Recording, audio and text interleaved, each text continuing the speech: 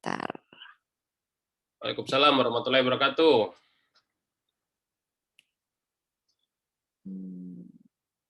Oke. Oke, materi sudah kelihatan ya? Oke. Boleh di Ya, slideshow. oh belum kah? Di sini sudah? Sudah Bu, sudah muncul. Sudah, oke. Sip.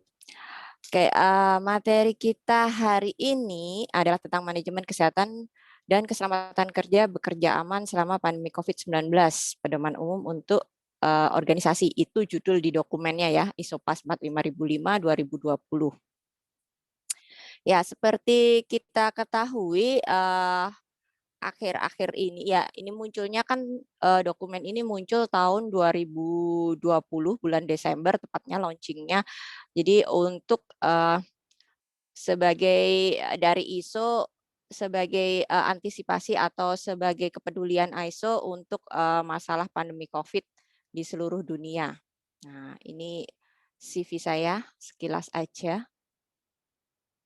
Jadi kebetulan saya merupakan member ISO TC 283 untuk Occupational Health Safety Management System.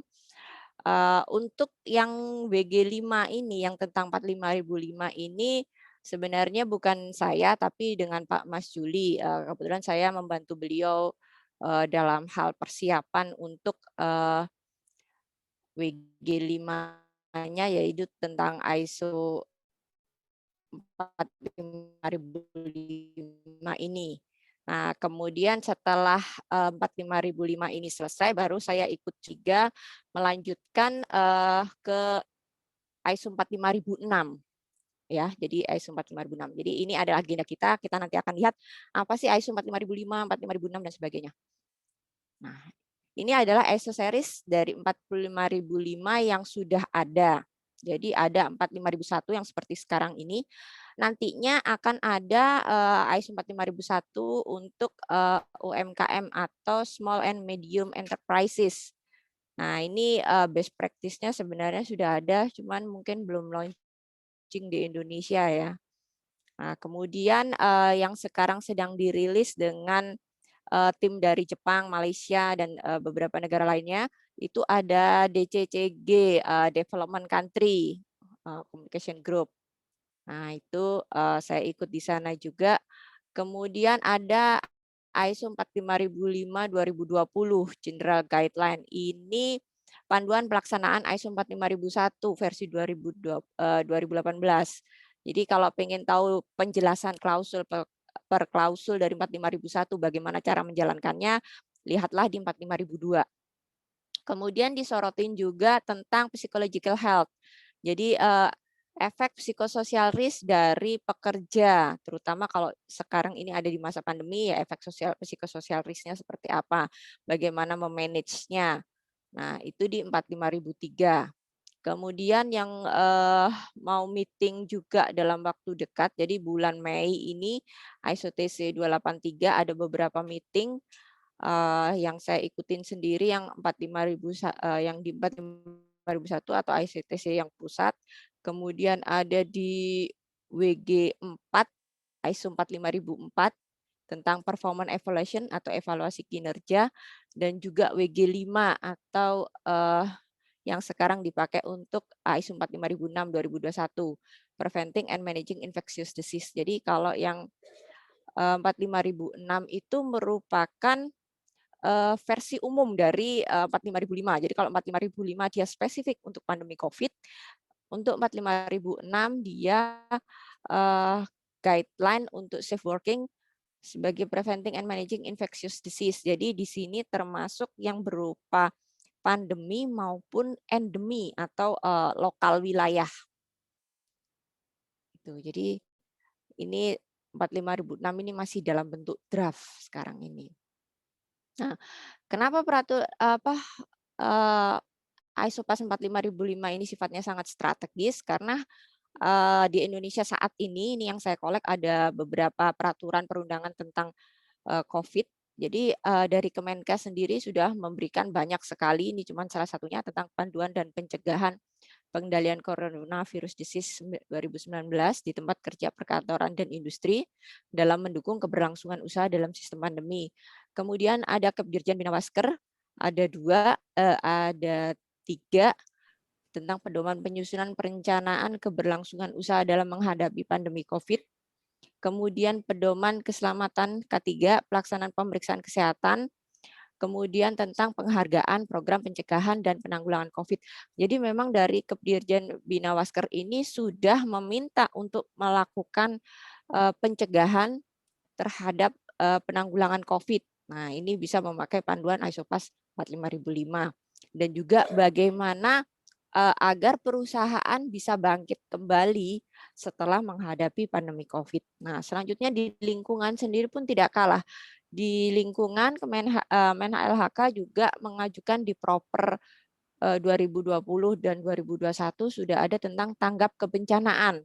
Jadi di sana diharapkan perusahaan juga turut aktif mencegah atau memberantas tentang pandemi COVID ini atau bencana-bencana lainnya sebenarnya. Tapi untuk saat ini adalah bencana COVID. Nah, apa itu ISOPAS 45005? ISOPAS 45005 memberikan pedoman umum untuk bekerja aman.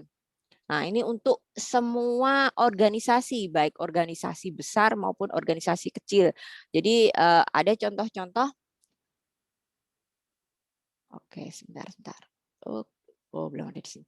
Jadi ada contoh-contoh bahwa kita sudah menjalankan ini di perusahaan besar, contohnya di Politama, kemudian di perusahaan kecil, contohnya yang saya lakukan itu di sebuah kontraktor. Nah, itu juga bisa. Sekarang juga sedang dicobakan untuk di perusahaan kerupuk. Nah, itu jadi perusahaan kecil bisa. Kemudian selain perusahaan ada di sekolah juga, di Universitas USAHED juga menjalankan. Kemudian di rumah sakit Gandaria juga menjalankan isolasi baru sosialisasi. Nah, sebentar, ini nutup. Oke. Sebentar, pakai pointer aja. Oke. Jadi perencanaan ini nanti ada di klausul 4 sampai 8, kemudian penerapannya nanti ada di klausul 9 sampai 12. Kemudian pemeriksaan atau pemantauannya ada di klausul 13 dan klausul 14 ada perbaikan masalah improve-nya.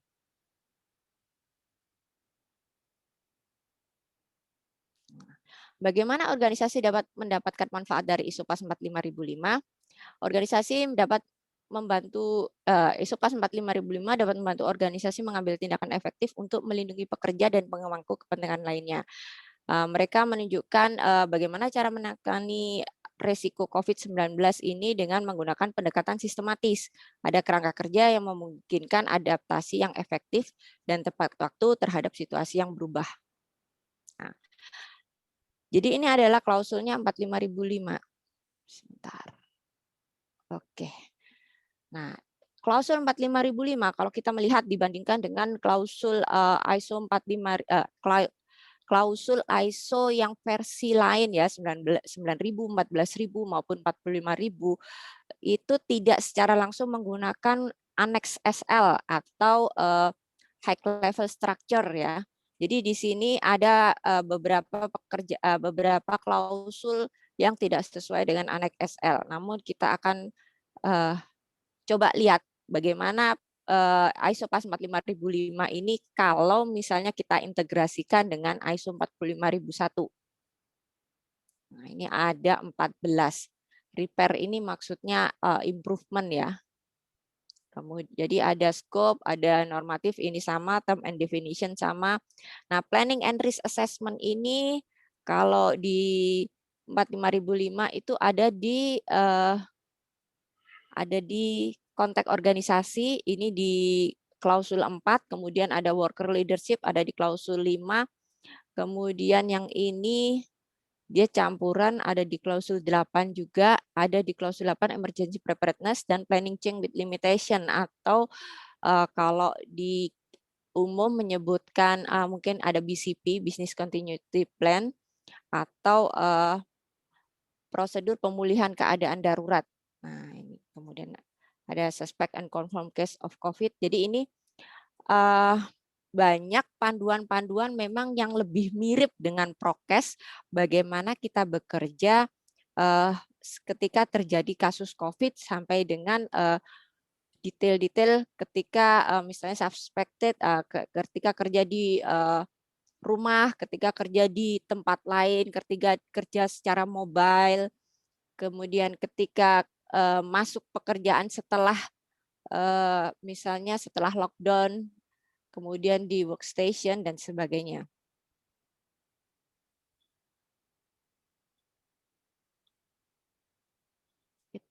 Nah, oke. Jadi ini kalau secara umum, secara bahasa Indonesianya ini ada ruang lingkup, acuan normatif, istilah, definisi, klausul untuk perencanaan risiko, kasus terduga. Nah, ini masing-masing kalau untuk plan ada di 4 sampai 8. Kemudian untuk do-nya ada di 9 sampai 12, check-nya di 13, act-nya di 14. Oke. Ini kelihatan nggak kecil-kecil ya. Jadi ini saya coba metrikan kalau misalnya kita mengintegrasi bagaimana sih kita menjalankan ISO 45005-nya dalam bentuk dokumen kalau kita menjalankan 45001 2018. Jadi kalau kita sudah menjalankan 45001 2018 di sebelah kiri ini, nah ini adalah integrasinya kalau kita menjalankan 45005 di sebelah kanan. Nah, konteks organisasi di sini ada di 41 sama ada di 41. Kemudian leadership dan worker participation ada di 42. Ini belum diwarnain biru ya. Nah, kemudian planning sendiri itu kalau di sini di klausul 6, di sini di klausul 43, 44. Nah, 43 sampai 44. Kemudian support ada di resource. Nah, kemudian ada komunikasi ada di 9. Jadi ini komunikasi dijadikan klausul tersendiri. Kemudian ada operation, ini ada banyak operationnya. Pertama kali masuk ke tempat kerja, memasuki dan meninggalkan tempat kerja. Kalau ada di beberapa workplaces, kemudian menggunakan area publik. Kalau meeting, kemudian bertemu dengan publik, kemudian kalau melakukan travel, delivery, physical workplaces, kerja di rumah orang lain, kemudian multiple location mobile workplaces ya kalau kita berada di tempat kerja yang berlainan.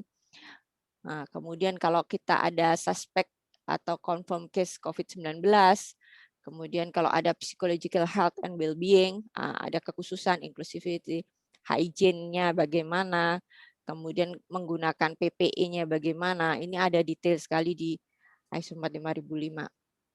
Jadi kenapa ISO 45005 itu sangat detail? ISO 45005 ini dikerjakan dalam waktu cuma 3 bulan.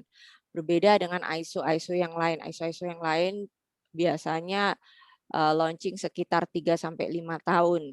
Jadi ISO PAS ini benar-benar diharapkan mampu memberikan guidance pada perusahaan atau organisasi tentang bagaimana harus survive di masa pandemi COVID. Nah, di sini juga termasuk masalah psychological health and well-being. Artinya apa? Ketika masa pandemi COVID ini banyak yang stres dalam artian perusahaan stres karena harus menanggung beban ketika banyak karyawan yang tidak masuk karena isolasi mandiri, karantina, atau sakit, atau mungkin bahkan meninggal. Kemudian kalau dari pihak karyawannya sendiri banyak yang mengalami stres juga karena tiba-tiba beban kerjanya meningkat karena misalnya rekan-rekan kerjanya banyak yang sakit, isoman dan sebagainya. Kemudian kalau tidak ada seperti itu ada keterpaksaan untuk working from home di mana selama ini pekerjaannya tidak bisa diwakilkan.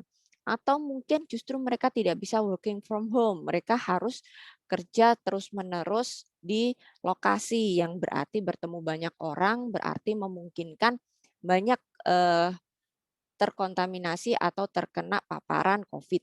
Nah, ini jadi Kemudian ada emergency preparedness.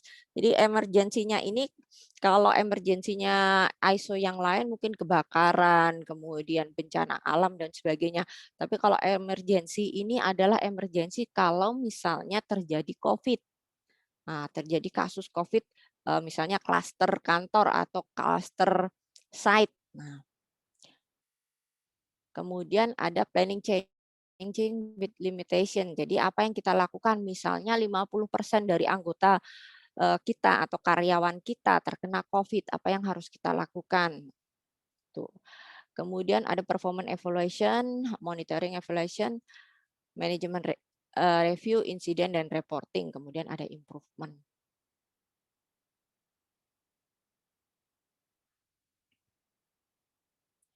Kok susah ya? Sebentar. Oke. Nah, sekarang kita akan membahas satu persatu klausul ISO PAS 45005 versi 2020. Jadi dokumen ini memberikan panduan umum kepada organisasi, ya. Jadi hanya panduan, bukan persyaratan. Kalau 45001, 9001, 14001 itu persyaratan, artinya memang wajib dilakukan. Kalau ISO PAS ini hanya panduan, general guideline. Artinya jadi seri-seri dari 45001 itu 45002, 3, 4, 5, 6 itu hanya general guideline, artinya boleh dikerjakan, boleh tidak. Tapi jika Anda ingin melakukan lebih lanjut tentang pandemi, maka liriklah 45005 sebagai guidance-nya. Kalau Anda pengen tentang mendalami tentang psikososial risk, maka lihatlah 45003. Nah, jika pandeminya bukan COVID atau ada endemi, misalnya kayak di Papua ada malaria, lihatlah 45006. Nah, seperti itulah aturan pakainya. Jadi dokumen ini memberikan panduan umum kepada organisasi tentang cara mengelola resiko yang timbul dari COVID-19 untuk melindungi kesehatan, keselamatan, dan kesejahteraan terkait pekerjaan. Dokumen ini ditujukan untuk organisasi dari semua ukuran sektor, termasuk yang telah beroperasi selama pandemi, sedang melanjutkan atau berencana melanjutkan operasi setelah penutupan penuh atau sebagian, menempati tempat kerja yang telah ditutup sepenuhnya atau sebagian, baru berencana untuk beroperasi untuk yang pertama kalinya. Jadi semua tipe organisasi boleh menggunakan ini apapun kondisinya. Kemudian klausul 2 adalah acuan normatif. Nah, di sini disebutkan bahwa tidak ada acuan khusus tentang dokumen ini. Istilah dan definisi pun dia hampir sama dengan 45001, cuman ada beberapa yang khusus tentang pandemi COVID yang muncul di istilah klausul 3. Klausul 4. Jadi webinar tentang 45005 ini sudah kami lakukan di berbagai tempat ya, dengan beberapa provider juga. Cuman biasanya selama ini saya cuma sebagai pengikut karena lebih banyak yang pegang adalah Pak Mas Juli. Nah, sementara khusus untuk media Tama ini saya berikan tambahan yang berbeda. Ini adalah materi rangkuman dari beberapa pembicara, kemudian saya tambahkan dengan contoh-contoh dokumen yang sudah saya buat dalam rangka pelaksanaan ISO 45005 ini. Dan belum pernah saya launching ke webinar manapun ya ini. Jadi khusus untuk media Tama, special request. Persyaratan ini dibuat klausul 4 tentang perencanaan dan penilaian resiko. Persyaratan ini dibuat berdasarkan penilaian resiko di 45001 dengan informasi khusus tentang masalah internal dan eksternal yang disajikan oleh COVID-19. Bagaimana kepemimpinan dan partisipasi pekerja dipengaruhi oleh pandemi dengan mempertimbangkan berbagai jenis tempat kerja, seperti tempat kerja fisik, bekerja dari rumah orang lain, tempat kerja yang berpindah-pindah, serta peran dan aktivitas yang mungkin diperlukan oleh COVID-19. Juga dipertimbangkan perubahan yang diperlukan untuk tanggap darurat dan perencanaan karena perubahan batasan. Nah, ini. Jadi ini adalah survei penentuan titik potensi pekerja terkena COVID-19. Jadi yang langkah pertama kita harus melihat titik-titik penting yang kira-kira di sana karyawan atau orang banyak berlalu lalang atau berinteraksi. Nah, jadi untuk klausul 4 ini kita memakai acuan sama dengan 45001. Ini saya kasihkan contohnya aja ya. Jadi di isu internal kita juga melakukan pengecekan. Nah, yang di poin 5, belum adanya perlengkapan prokes terhadap sebagai bagian dari pengaruh isunya terhadap tujuan perusahaan adalah sebagai bagian dari kampanye dan penyebaran COVID-19 terhadap pelanggan, memudahkan dalam proses tender dan meningkatkan kepercayaan pelanggan. Ya, ini adalah dokumen yang saya bikin untuk kontraktor ya. Jadi kontraktor yang klien saya, kalau misalnya tidak punya tidak punya panduan tentang COVID, maka dia tidak bisa masuk untuk mengerjakan di kliennya. Jadi dia juga harus mempunyai peralatan COVID, dia juga harus mengkampanyekan COVID internal perusahaannya. Nah, semuanya itu jadi isu-isu pandemi COVID ini harus juga dipahami oleh kontraktornya. Jadi di setiap meeting perusahaan isu-isu pandemi COVID ini juga di dokumen-dokumen aturan kerja juga disiapkan. Nah, kemudian di isu eksternal, nah ini tadi adanya pandemi COVID, kemudian adanya peraturan pemerintah terkait COVID yang menekan perusahaan untuk melakukan prokes-prokes COVID. Kemudian peraturan dari klien ini juga memberikan isu eksternalnya sehingga mendorong perusahaan untuk dapat bekerja aman, tetap mampu bertahan di masa pandemi. Nah, jadi isu terhadap pelanggan mungkin ada pembatasan dan pengurangan volume kerja sementara. Pembatasan dan pengurangan volume pekerjaan sementara budget terkait pandemik juga meningkat tajam. Misalnya budget untuk tes, karena kalau di klien saya ini setiap mau masuk kerja ada kewajiban tes, misalnya setiap kali proyek atau sekian waktu sekali kalau proyeknya jangka panjang.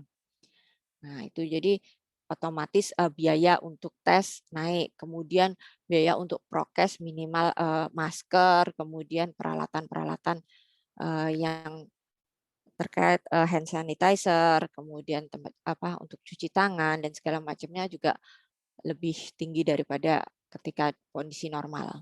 Nah, kemudian kita melakukan analisa SWOT. Ini sama dengan 45001. Kita analisa SWOT, kita lihat, nah di sini di opportunities ada kewajiban pelaksanaan tes prokes COVID semua karyawan. Ini adalah kewajiban yang diminta oleh klien. Nah, treatnya ada pandemi COVID. Nah, jadi sehingga kita weakness-nya belum ada perlengkapan ya, karena waktu itu masih baru sekali ada pandemi COVID, jadi kelengkapan untuk prokes COVID masih sangat terbatas. Tempat cuci tangan masih sangat terbatas. Kemudian untuk termogan juga masih ada yang di lapangan masih jarang. Kemudian pengecekan saturasi oksigen juga waktu itu belum ada, masker cadangan juga belum ada. Nah itu. Kemudian strength sama opportunities-nya apa?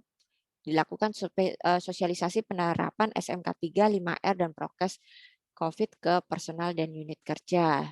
Dilakukan untuk weakness and treat-nya dilakukan pengadaan peralatan prokes COVID-19. Jadi semuanya ini bisa dijalankan terintegrasi dengan ISO 45001.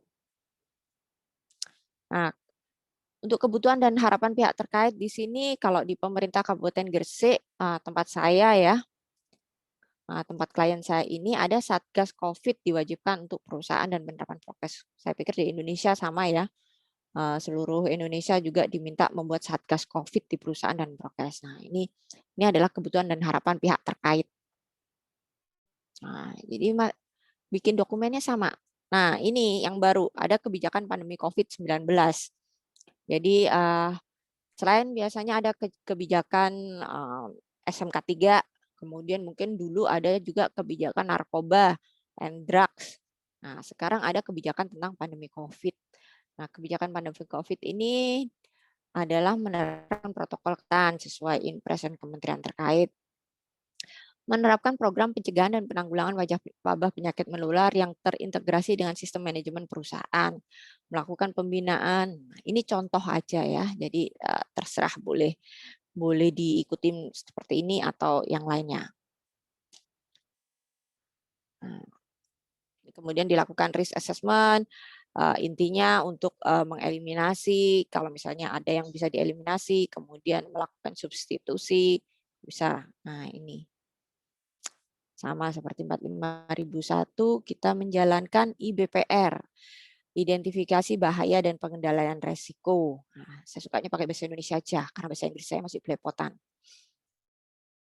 Nah, di sini COVID ini salah satu contohnya aja di masa penerimaan tamu. Nah, kemungkinan bahayanya kalau kita banyak tamu seliweran di tempat kita adalah OTG atau suspek COVID masuk. Penyebarannya melalui droplet udara permukaan yang terkontaminasi atau limbah manusia atau yang mungkin keluar saat bicara, bersin, batuk, BAB, dan sebagainya. Ada persyaratan terkaitnya. Nah, ini high semua karena pertambahan COVID juga terjadi secara eksponensial. Bagaimana pengendaliannya ini? Ini pengendaliannya, cek segala macamnya, prokesnya dijalankan, kemudian usulan pengendalian tambahan, mengadakan pengetesan rapid setelah melakukan perjalanan keluar kota, isolasi mandiri, segera memeriksakan diri jika terjadi gejala. Jadi di IBPR pun muncul ini. Jadi makanya kita katakan bahwa 45001 sangat bisa untuk diintegrasikan dengan 45005 karena ini ada di mana-mana. Oke. Next. Nah, ini hierarki kontrolnya seperti yang saya sampaikan tadi. Untuk eliminasi, cegah masuknya virus dengan pemeriksaan dan pengujian gejala. Jadi kalau ada orang yang baru masuk dari tempat luar, kita harus cegah dengan adanya tes. Kemudian pengecekan suhu, suruh cuci tangan dan segala macamnya. Kalau misalnya ada gejala, maka harus dilakukan pelaporan. Kalau misalnya bisa dilakukan work from home, maka dilakukan work from home. Kalau misalnya ada yang kena, maka dilakukan pelacakan kontak. Jadi sebisa mungkin pekerja itu dalam bentuk berkelompok-kelompok. Jadi ketika ada yang terkena, ada suspek, pelacakannya tidak terlalu lebar. Berkoordinasi dengan otoritas kesehatan setempat untuk pelacakan kontak komunitas. Kalau misalnya dia sudah sempat pulang ke rumah, sudah ketemu keluarga, mungkin sempat arisan, mungkin sempat apa kalau bapak-bapak mungkin yang masalah gini. Jadi pernah ada kasusnya teman ya. Jadi kasusnya teman ada orang yang sakit ternyata istrinya sudah terkena COVID, positif COVID dan sedang menjadi. Sang suami sempat vaksinasi namun beberapa hari setelah vaksinasi dia drop sakit, dibawa ke rumah sakit, minta tolong tetangga dibawa ke rumah sakit. Nah, karena mereka tinggalnya cuma satu keluarga aja. Sama keluarga dibawa ke rumah sakit, ternyata semakin drop, akhirnya si suami ini meninggal. Kemudian keluarga membantu bawa ke masjid untuk disolatkan sampai dengan ke penguburan. Nah, ketika disolatkan ini ternyata kiainya itu memberitahukan bahwa si almarhum ini positif COVID sehingga harus dilaksanakan prokes COVID. Nah, semburatlah orang-orang yang membantu, para tetangga yang membantu mulai dari awal masuk mengantarkan ke rumah sakit sampai mengantarkan jenazah ke masjid. Nah, akhirnya mereka cepat-cepat melakukan tracing kontak siapapun yang sudah pernah kontak dengan almarhum ini baik semasa hidup maupun ketika sudah meninggal harus dilakukan tes. Ya, kalau yang nggak mampu tesnya cuma antigen, yang mampu tes swab PCR yang biayanya waktu itu masih cukup mahal. Nah, ini jadi itulah bahayanya kalau misalnya tidak ada koordinasi ya. Jadi tidak ada kejujuran, tidak ada koordinasi. Oke, bagaimana Mas ini untuk pertanyaannya nanti aja ya sampai materi selesai. Ya, pertanyaan nanti Bu. kita kelarkan semua Ya. dulu. Oke. Oke, sip. Kemudian engineering control, menata kembali ruang fisik untuk memastikan jarak fisik. Nah, jadi ketika pekerjaan, terutama ini kalau di kantor ya, kalau di kantor selama masih bisa dilakukan jarak fisik yang cukup aman, biasanya normalnya sih sebenarnya 2 meter, tapi sekarang ada yang dibikin 1 meter juga sih. Nah, ini kalau bisa digunakan jarak fisik, atau kalau tidak bisa digunakan partisi, penghalang. Kemudian ventilasi yang aman memang ventilasi udara terbuka atau HEPA nantinya. Nah, ini jadi harus ada sirkulasi udara. Jangan cuman main AC karena pingin dingin ya. Nah, cuman ini nantinya akan bentrok dengan emergency responnya 45.000 atau sistem manajemen K3. Jadi tetap meskipun kita menggunakan partisi atau penghalang, kita harus memikirkan kalau misalnya terjadi emergency situasi, tetap mudah untuk melakukan evakuasi. Jalur evakuasi harus tetap clear. Nah, kemudian hilangkan kepadatan untuk administrasi kontrol, hilangkan kepadatan dengan mengatur ulang alur kerja. Jadi bisa jadi misalnya dilakukan shift. Ada yang teman itu on off, jadi hari ini masuk besok off, hari ini masuk besok off. Ada yang mengaturnya seperti itu, ada yang mengaturnya shift pagi dan shift sore. Nah, jadi sebagian shift pagi, sebagian shift sore. Kemudian ada praktek pengendalian infeksi termasuk penutup wajah. Nah, ini ada yang pakai masker, kemudian ada yang pakai face shield dan sebagainya. Yang paling penting adalah lakukan pembersihan dan desinfeksi. Jadi dilakukan desinfeksi before dan after ya. Jadi ketika sebelum pekerja masuk dilakukan desinfeksi. Kemudian ketika pekerja sudah mau pulang juga sudah pulang juga dilakukan desinfeksi. Kalau bisa desinfeksinya 4 jam sekali. Nah, cuti sakit yang fleksibel. Jadi sekarang kalau misalnya ada sakit dikit lah seperti flu, sebisa mungkin juga dicutikan saja demi keamanan. Karena kita tidak tahu apakah itu flu biasa atau flu sebagai awal COVID. Nah, untuk detailnya lebih baik diskusi dengan medik atau paramedik. Latih karyawan dalam bahaya dan terkendali. Jadi ini terutama kalau misalnya tiba-tiba ada suspek COVID ya. Jadi kalau misalnya ada tiba-tiba nemu karyawan pingsan atau mengalami gejala yang identik dengan COVID. Nah, bagaimana cara menjalankan cara melakukan emergency responnya? Nah, itu harus dilatih karyawannya. Siapa saja yang bertanggung jawab untuk penanganan ini harus ditentukan. Jadi jangan semuanya. Kenapa? Karena ini juga membantu untuk pelacakan siapa saja yang kontak erat dengan suspek ini tadi. Gunakan N95 sarung tangan pelindung wajah ini sesuai dengan penilaian bahayanya. Kalau misalnya bukan orang medis biasanya pakai masker yang umum dijual itu aja. Prosedur uji kelayakan dan perawatan respirator jika diperlukan. Nah, dari situ kita membuat tujuan dan sasaran program K3-nya. Nah, di sini juga muncul lagi COVID. Memelihara derajat kesehatan tenaga kerja. Jumlah absen atau izin karena sakit tidak boleh lebih dari 2 orang per departemen. Misalnya, ini karena jumlah karyawannya dikit. Kalau kita kasih 10 orang, nanti habis nanti karyawannya. Melakukan pemeriksaan kesehatan standar pekerja sesuai protokol COVID. Nah, ini sesuai dengan biasanya kalau karena klien saya adalah kontraktor, maka sesuai dengan standar yang diminta oleh klien. Kemudian melakukan protokol kesehatan, disinfeksi kantor, pengecekan suhu tubuh, penggunaan masker atau face shield, menjaga jarak, mencuci tangan. Nah, ini semuanya ini harus dilakukan. Kemudian melakukan pengetesan bagi yang sudah melakukan perjalanan keluar kota, serta isolasi mandiri dan memeriksakan diri ini. Ini semua bagian. Jadi ini adalah target kita selama masa pandemi. Jadi harus ada proses seperti ini, tujuan sasaran dan program. Sehingga kita bisa menjalankan prokes dengan betul. Nah, inilah yang membedakan perusahaan yang menjalankan prokes saja dan menjalankan sistem. Jadi kalau menjalankan sistem, kita selalu pantau ada masalah nggak dengan prokes yang sudah kita jalankan selama ini. Kalau misalnya nggak ada, oke kita lanjutkan.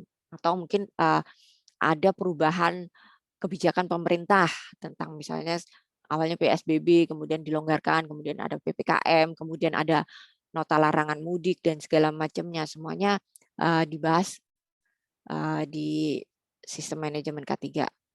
Oke, kemudian yang peraturan di ini cuman ada di Indonesia setahu saya ya. Jadi saya belum pernah mendengar laporan dari luar negeri ada yang namanya Satgas Covid di sana. Jadi yang membedakan jadi ini pengalaman aja dari meeting dengan ISUTC 283 dari berbagai negara. Di luar sana peraturan pemerintah tidak sedetail peraturan pemerintah di Indonesia. Jadi di Indonesia ini segala macam tindakan yang diharapkan pemerintah ke bangsa Indonesia, ke rakyat Indonesia ini mereka bentukkan dalam bentuk peraturan pemerintah. Entah itu dari Permenkes, Permenaker dan sebagainya atau peraturan pemerintah langsung. Nah, itu membedakan dengan di luar sana. Jadi kalau misalnya di Jepang sosialisasi untuk ISO PAS 45005 ini lebih ke arah membuat buku atau membuat magazine, majalah. Jadi orang-orang disuruh baca, terus disuruh melakukan karena mereka K3-nya sudah mature ya, jadi sudah nggak usah disuruh-suruh, nggak usah dipaksa-paksa. Sementara kalau di Indonesia sendiri, kalau misalnya nggak ada peraturan yang mewajibkan, maka mungkin banyak yang tidak melaksanakan. Wong ada peraturan pemerintah aja banyak yang melanggar ya.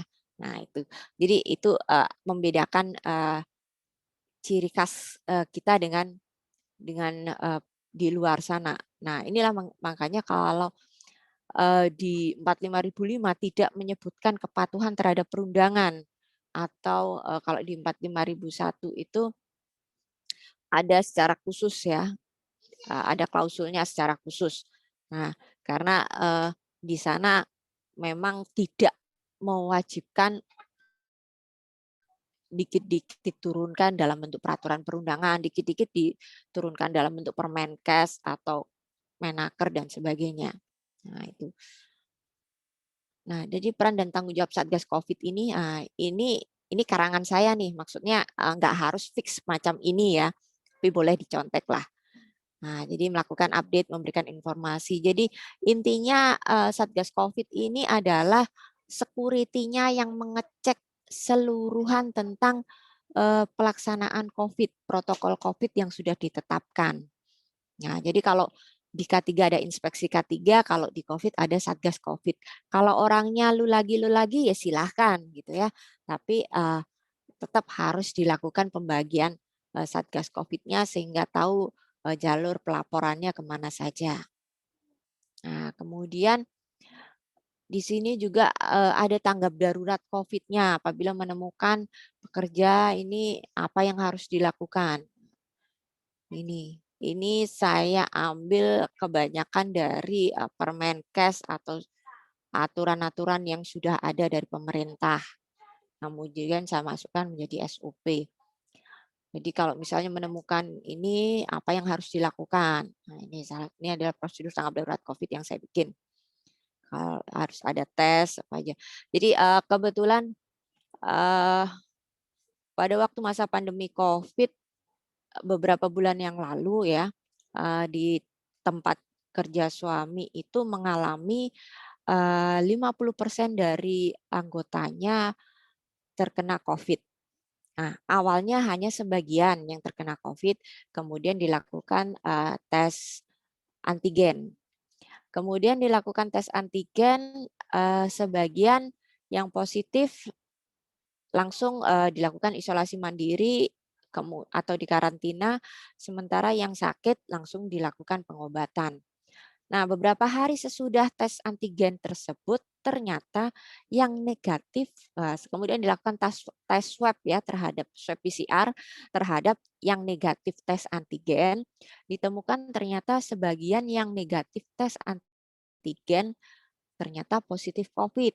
Akhirnya nambah lagi lah jumlah orang yang harus diisolasi, dikarantina atau masuk rumah sakit. Ya, itu sekitar totalnya 50%.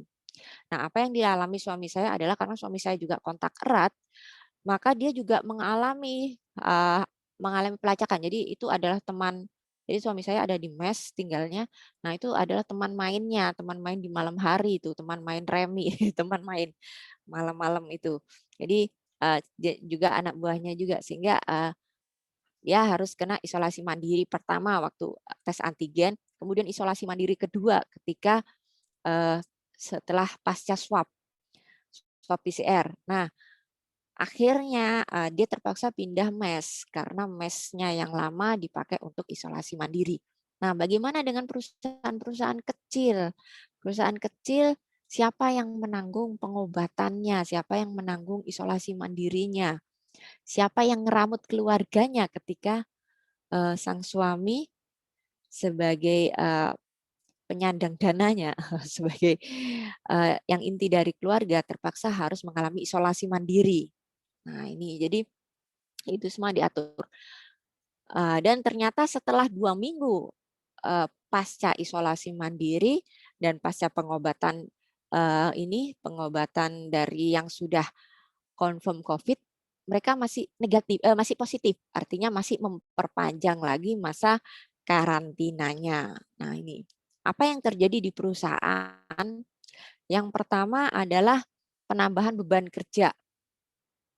Yang kedua, selama isolasi mandiri, otomatis karena pekerjaan suami adalah di alat berat ya, yang support tambang, otomatis seharusnya dia hanya bisa kerja di lapangan. Dia tidak bisa kerja work from home atau work from mes. Ya, dia tidak bisa seperti itu. Otomatis pekerjaannya banyak yang terbengkalai sehingga klien juga banyak yang bermasalah juga dengan hal ini.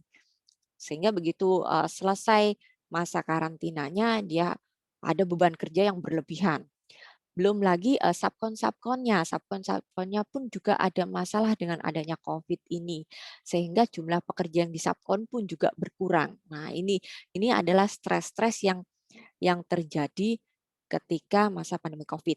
Nah, belum lagi stresnya lagi, stres di keluarga pertama karena suami nggak bisa pulang, seharusnya bisa pulang pada waktunya, tapi karena kondisi di sana banyak yang kena COVID, akhirnya pending pulangnya, dan juga karena ada kebijakan dari perusahaan tidak boleh mudik.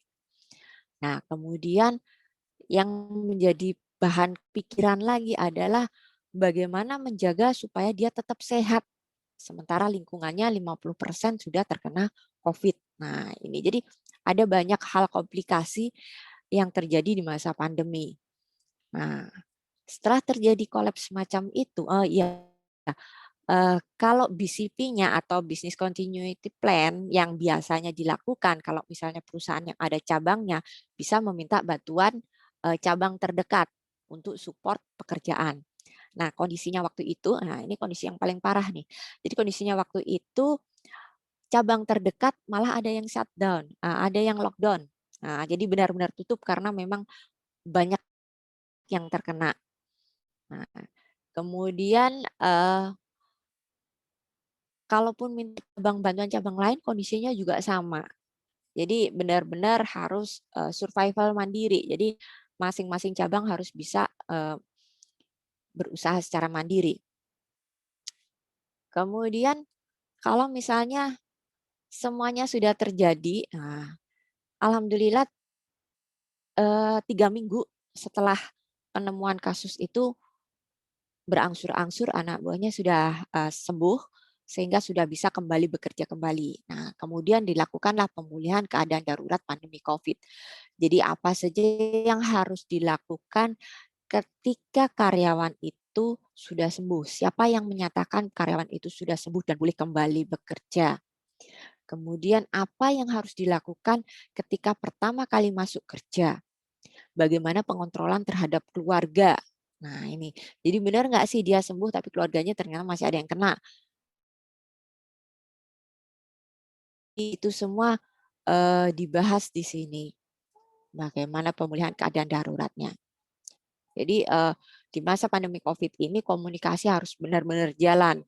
Karena apa? Tanpa kejujuran dari terutama suspek ya, terutama suspek atau yang confirm, tanpa kejujuran dari mereka, maka kita akan kesulitan untuk melakukan pelacakan. Nah, itu.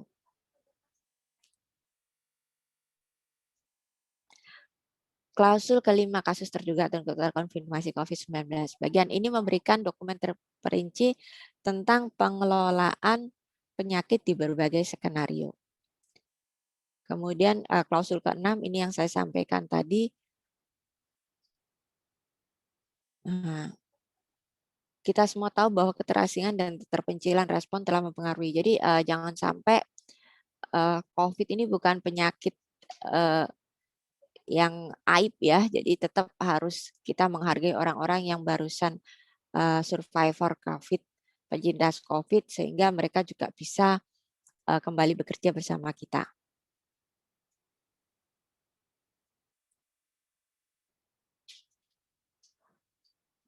Kemudian klausul ke-7 dan 8, inklusivitas dan sumber daya. Ini terutama bagaimana cara memastikan pekerja itu tetap sesuai dengan kebutuhannya, kemudian sumber daya yang ada untuk memastikan bahwa pekerja itu bekerja aman selama COVID. Nah, 9, 10, 11 tentang komunikasi dan penggunaan APD. Nah, jadi perusahaan juga wajib memberikan support terhadap APD-APD yang diperlukan selama masa pandemi COVID. Kemudian mengkomunikasikan, jadi baik komunikasi internal maupun eksternal harus disampaikan. Jadi kalau misalnya ada temuan suspek atau confirm COVID, perusahaan juga wajib open memberikan informasi ke internal maupun ke eksternal. Siapa saja yang sudah mengalami dan bagaimana how to survive-nya, mereka harus menjelaskan ke internal perusahaan, kemudian ke eksternal perusahaan, baik ke pemerintah yang akan membantu melakukan tracing dan pemantauan kesehatan bagi suspek dan confirm yang isolasi mandiri maupun yang karantina. Juga terutama pada klien kita, kalau misalnya kita memang sangat saling tergantungan, nah itu jadi semuanya harus dikomunikasikan. Nah, ini contoh salah satu komunikasi yang dilakukan adalah dengan induksi pengunjung atau tamu.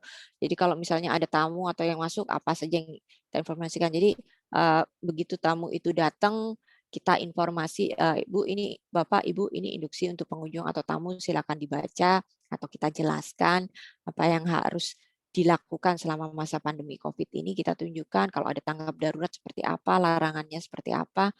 Nah, itu dijelaskan. Kemudian dilakukan cuci tangan misalnya atau menggunakan hand sanitizer, cek suhu tubuh dan sebagainya.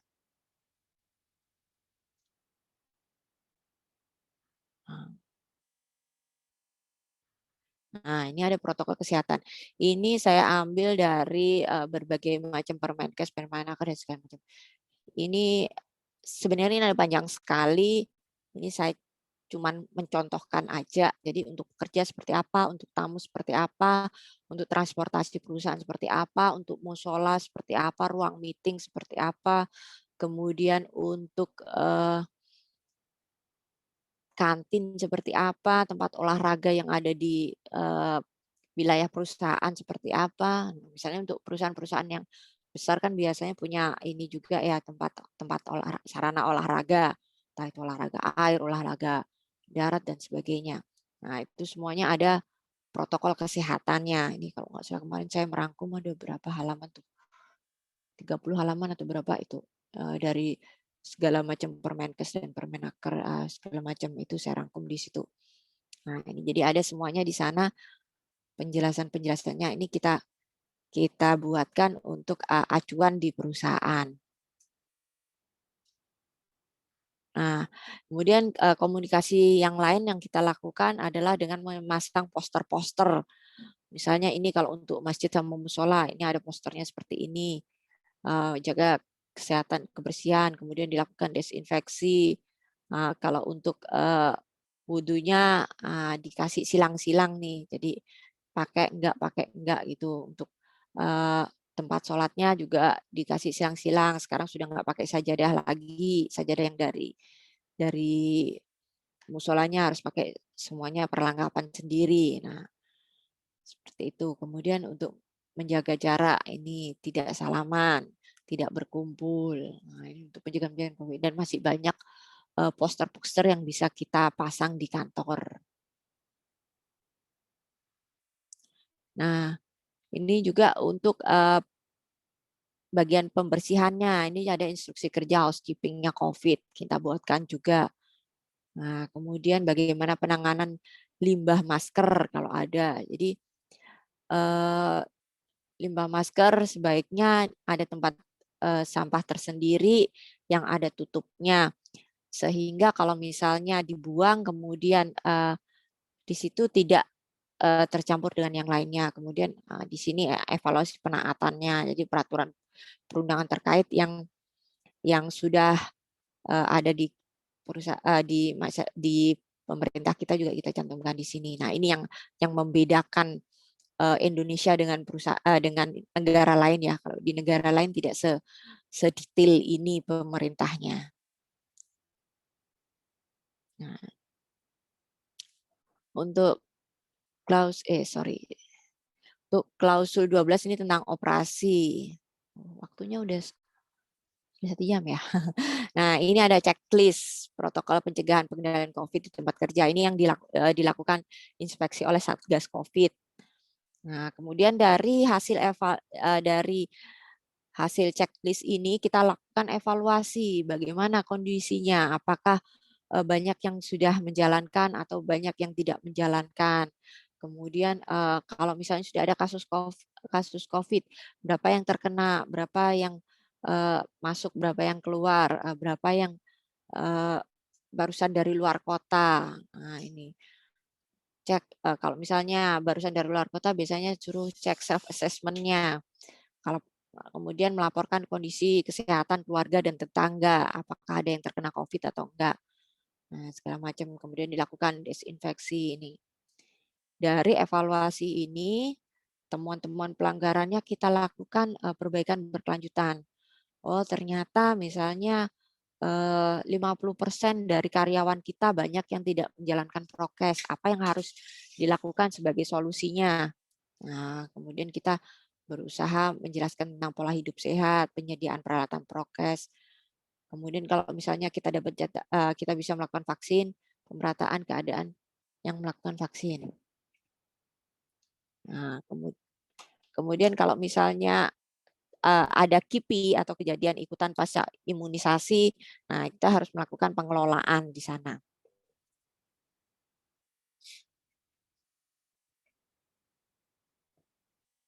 Nah, meskipun sudah memiliki pemantauan dan pengukuran ini, 45005 harus ditambahkan tentang COVID. Oke. Nah, ini juga di auditor internal juga ada nih pengecekan tentang COVID-nya. Nah, kemudian di rapat tinjauan manajemen juga dimunculkan ini. Ini juga sebagai hasil pemantauan tadi, evaluasi dan pemantauan tadi. Jadi di semua dokumen yang 45001 bisa dimasukkan tentang COVID-19. Nah, apa itu COVID? Nah, ini cuma sekedar saya ambil dari yang kapan itu disampaikan oleh Dr. Sudi ya, dari Kemenaker, Dr. Sudi. Nah, jadi coronavirus itu yang menimbulkan gejala berat seperti MERS dan SARS, tapi dia lebih menular daripada mereka. Nah, ini ada sifat-sifatnya. Sensitif terhadap pemanasan, alkohol. Nah, ini yang harus kita, karena kita tahu transmisinya antar manusia ya, juga kena di lingkungan juga, maka ini yang harus dilakukan. Jadi bisa dengan pemanasan selama 30 menit. Nah, makanya kita disuruh pagi-pagi manas tuh. Bisa juga dengan alkohol 75%, bisa juga desinfektan yang berisi klorin, hidrogen peroksida, kloroform, dan pelarut lipid. Nah, ini contohnya kayak Baiklin, kemudian Tawas, itu masuk dalam desinfektan.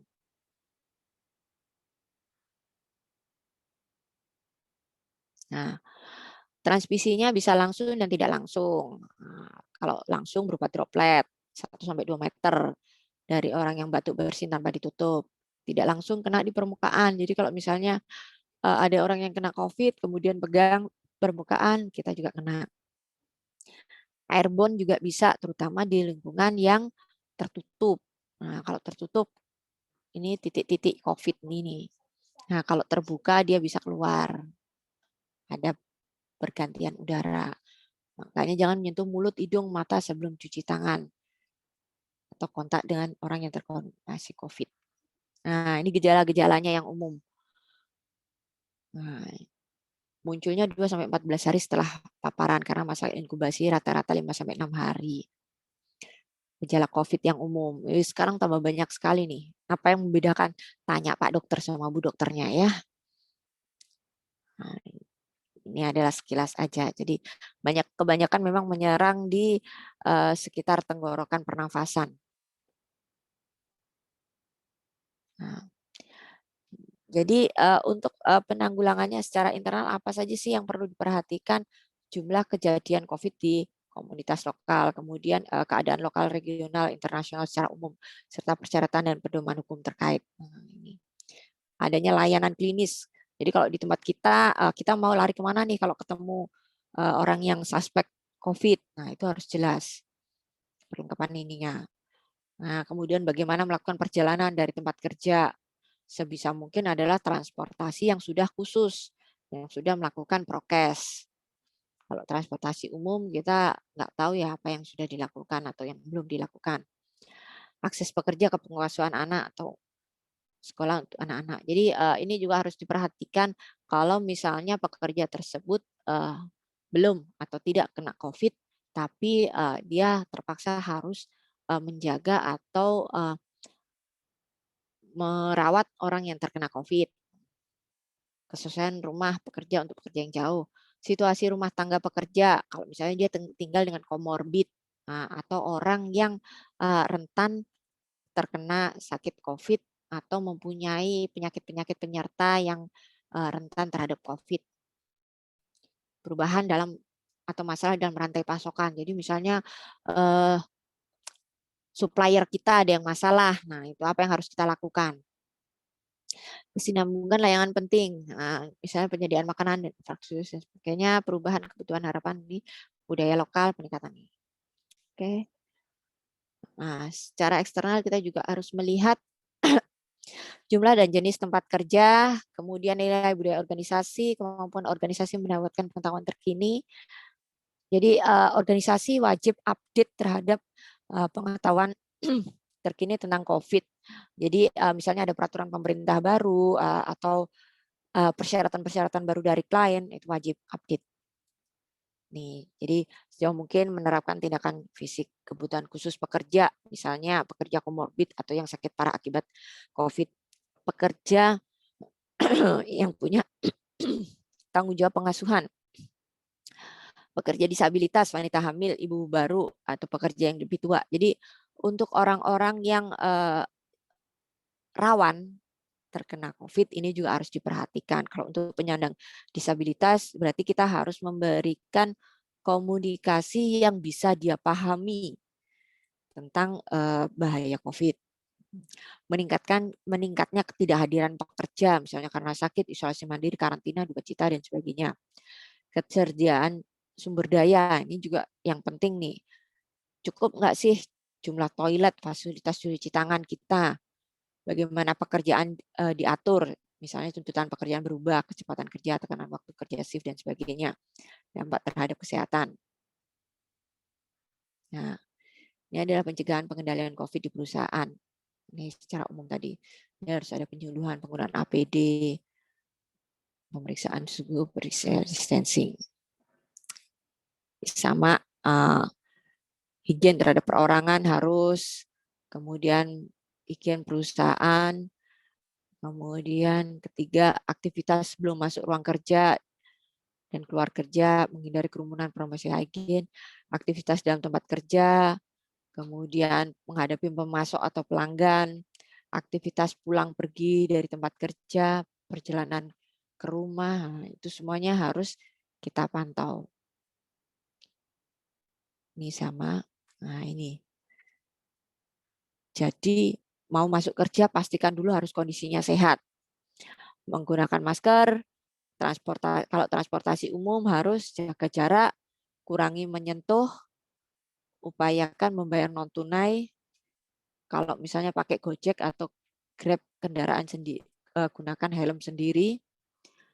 Kemudian di tempat kerja segera cuci tangan, gunakan siku untuk menekan tombol lift, tidak berkerumun, jaga jarak, bersihkan meja area kerja, kurangi menyentuh fasilitas atau peralatan bersama, usahakan ada aliran udara dan sinar matahari. Biasakan tidak berjabat tangan dan masker tetap digunakan. Kalau sudah tiba di rumah, jangan bersentuhan dulu sebelum membersihkan diri semuanya.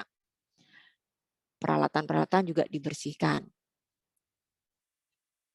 Nah ini kalau misalnya bukan COVID, harus dikeluarkan dari daftar suspek COVID. Kalau confirm berarti harus diterapi sesuai protokol COVID. Nah, ini ada investigasi kasus, siapa saja yang kontak tracing, karantinanya 14 hari. Nah, ini 14 hari kalau bergejala, berarti dia masuk COVID lagi. Kalau tidak bergejala, dia sudah bebas. Nih, dipelajakan, ini sama, oke. Pembersihan harus secara berkala. Ini yang umum adalah setiap 4 jam sekali, sesuai dengan peraturan-peraturan pemerintah. Nah, ini tes teknik desinfeksi. Ini dari salah satu pakar teknologi yang kita pakai ya untuk ISO 45005. Jadi ini yang agak berbeda. Jadi kalau pemerintah dulu ngajarin desinfeksi itu semprot, habis itu di lap. Karena semprotan itu mengandung bahaya juga kalau kena di kita. Nah, kalau ini dia di-spray tapi jangan di lap. Nah, ini beda nanti ini desinfektannya. Nah, ini adalah teknologi desinfektan yang sudah dipakai.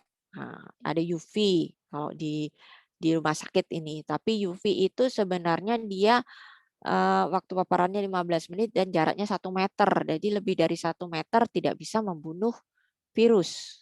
Nah, kemudian ada fogging. Fogging seperti foggingnya untuk nyamuk ya. Nah, sementara kalau foggingnya nyamuk ini partikelnya yang dihasilkan itu besar, sementara kalau COVID itu partikelnya nanopartikel, sehingga banyak yang tidak terkena di virus COVID-nya, sehingga tidak direkomendasikan oleh WHO juga. Nah, ini HEPA filter ini yang termasuk yang direkomendasikan ini untuk AC. Mampu menangkap 99,99% katanya.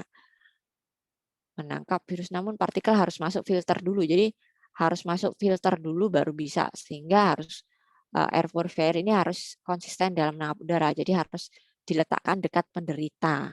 Jadi kalau terlalu jauh juga tidak bisa menangkap virus COVID-nya. Bisa juga membuat gas ozon, tapi dia toksik. Nah, penggunaannya terbatas. Nah, ini yang dari pakar teknologi kami menyarankan adanya atomizer teknologi atau electrostatic disinfecting sprayer.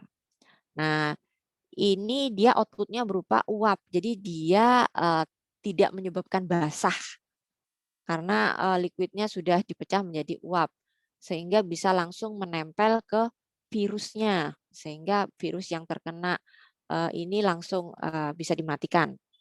Jangkauannya luas juga karena dia bentuknya seperti asap gitu kan. Menggunakan cairan desinfektan yang sesuai. Jadi cairan desinfektan yang disarankan waktu itu sama tim kami pakarnya ini itu pakai tawas 1%. Nah ini cuman untuk detailnya lebih jauh mungkin lebih baik ke yang bersangkutan langsung karena ini saya dapatnya juga dari webinarnya dia juga gitu kan. Nah, sekarang pertanyaan ini adalah yang muncul di webinar internasional ya tentang ISO PAS 45005, bisa nanti dibaca langsung dari Mika Pro. Tapi intinya, apa benar ISO PAS 45005 mengidentifikasikan segala jenis resiko sebelum pandemi COVID-19? Jadi memang yang diidentifikasi dari 45005 ini mana-mana saja titik-titik yang memberikan kemungkinan terkena resiko tertular COVID. Nah, juga resiko yang kerja di rumah. Jadi resiko kerja di rumah apa? Kalau misalnya dia bersama dengan keluarga besar, ada nenek, kakek, ada anak-anak yang masih kecil-kecil. Nah, itu juga harus diidentifikasikan dalam IBPR kita. Jadi kita harus tahu keluarga dari masing-masing karyawan kita. Kalau misalnya, oh saya ikut dengan keluarga besar, apa saja sih di situ bahaya dan resikonya harus diidentifikasikan di sana. Kemudian kalau tempat kerjanya baru, misalnya yang WFH masuk ke hotel, sambil jalan-jalan dia tetap kerja. Nah itu harus diidentifikasikan juga, apakah hotel tersebut sudah memadai untuk melakukan WFH, artinya dia juga sudah melakukan desinfektan, kemudian untuk kantinnya sendiri cara makannya seperti apa sudah dipantau juga. Nah, juga untuk keluarga karyawan. Nah, jadi mungkin saja kita terkenanya dari keluarga. Nah, itu jadi harus dipantau juga. Bagaimana stigma di pekerjaan, bagaimana kalau pekerja mau kembali lagi. Nah, itu bisa dibaca. Kemudian bagaimana organisasi dapat memastikan pertimbangannya. Karena pandemi COVID ini kita belum tahu akan selesai sampai kapan. Bagaimana perusahaan bisa continue menjalankan. Nah, kemudian ini ada yang tanya lagi nih. Kalau saya sudah sertifikat ISO 45001, apakah saya juga harus sertifikat 45005 atau saya belum sertifikasi 45001, tapi boleh nggak sih saya sertifikat 45005 aja? Nah, itu jadi sertifikasi 45005 ini yang saya tahu belum ada. Tapi ada beberapa lembaga yang memberikan sertifikasi sebagai panduan, intinya untuk meyakinkan orang yang kontak dengan mereka bahwa mereka memberikan mereka sudah bekerja dengan aman sesuai dengan panduan ISO PAS 45005 misalnya seperti itu. Ada dari pemerintah juga sudah memberikan seperti yang saya sampaikan tadi di awal, ada juga penghargaan terhadap pelaksanaan penerapan prokes di perusahaan. Nah, jadi ada beberapa lembaga yang tidak terkait dengan ISO yang memberikan audit untuk penanganan sistem manajemen K3 yang aman di masa pandemi COVID. Nah, tapi kalau ISO PAS sendiri, 45005 sendiri, secara dari ISO-nya sendiri tidak ada sertifikat khusus. Nah, apakah ada indikatornya?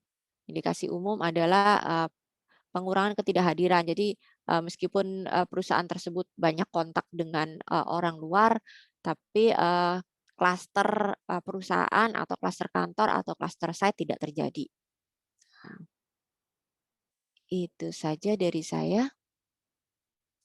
Oke, silakan Pak Denny atau Mas Randy. Sudah lebih ya waktunya ya? Nggak apa-apa Bu, kalau masih ada, mau Sudah, dilanjutin. sudah selesai, cukup. Sudah banyak pertanyaan kayaknya. Terima kasih Bu Yeni atas presentasinya yang sangat luar biasa. Mas Randy, halo? Bisa dengar? Oke, Mas Randy masih ada kendala. Ya. Oke, silakan Mas Randy untuk session kedua. Ditayangin PowerPoint-nya. Kayaknya tadi banyak yang raise hand ya. Ya, kita informasi sebentar ya Bu. Oke, terima kasih atas presentasinya Ibu Yeni, sangat menarik sekali topiknya pada hari ini. Berikutnya di sesi kedua, pembicara akan menjawab pertanyaan-pertanyaan yang sudah masuk, tapi sebelumnya ada informasi yang akan saya sampaikan.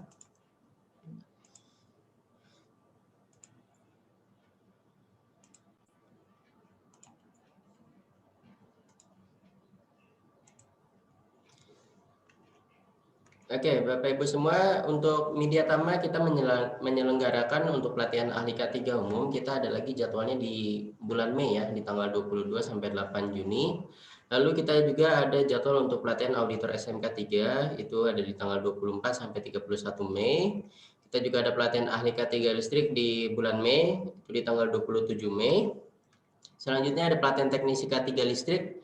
Jadwal paling dekatnya itu di tanggal 28 Mei sampai dengan 5 Juni 2021. Nah, untuk yang minat untuk pelatihan ahli K3 konstruksi, ini kita juga ada jadwal di bulan Mei dan kita juga ada harga khusus untuk di bulan Juni, yaitu satu paket dengan sertifikat BNSP melalui LSP K3 konstruksi. Nah, selanjutnya ada juga pelatihan supervisor perancah, ini di tanggal 29 Mei sampai 5 Juni. Lalu ada pelatihan petugas P3K di tanggal 28 Mei sampai dengan 3 Juni, petugas peran kebakaran kelas D di tanggal 22 Mei. Nah, ini ada yang baru di Media Tama, yaitu pelatihan operator forklift kelas 2 ya. Itu kita buka di tanggal 2 Juni. Silakan Bapak Ibu semua yang mau ikut pelatihannya. Jika ada ingin informasi detail untuk pelatihan sertifikasi Kemnaker RI atau BNSP ataupun in-house training, Bapak Ibu semua bisa menghubungi Media Tama di 021 2254 5432 atau bisa juga menghubungi saya di 0857 7202 8632. Follow juga Instagram Media Tama di @mediatama, lalu juga Facebooknya Media Tama di Tama Media Tama Sertifikasi. Subscribe juga nih channel Kak Cik Deni dan TikToknya Kak Cik Deni. Oke, ada informasi tambahan untuk yang ini, dapatkan free jaket gaul bombers harga 375.000. Nah, syaratnya ini sangat mudah sekali, sudah terinstal aplikasi Mika Pro Platinum. Lalu yang kedua, share sebanyak-banyaknya link YouTube Kak Cik Deni ke Facebook, LinkedIn, dan IG. Follow dan like sebanyak-banyaknya video TikTok Kak Cik Deni. Nah, setiap minggu kita akan tentukan pemenangnya. Di minggu ini kita mendapatkan pemenangnya itu dari Pak Rizky Egar Winarko. Selamat ya Pak Rizky Egar Winarko. Jaketnya segera kami kirim.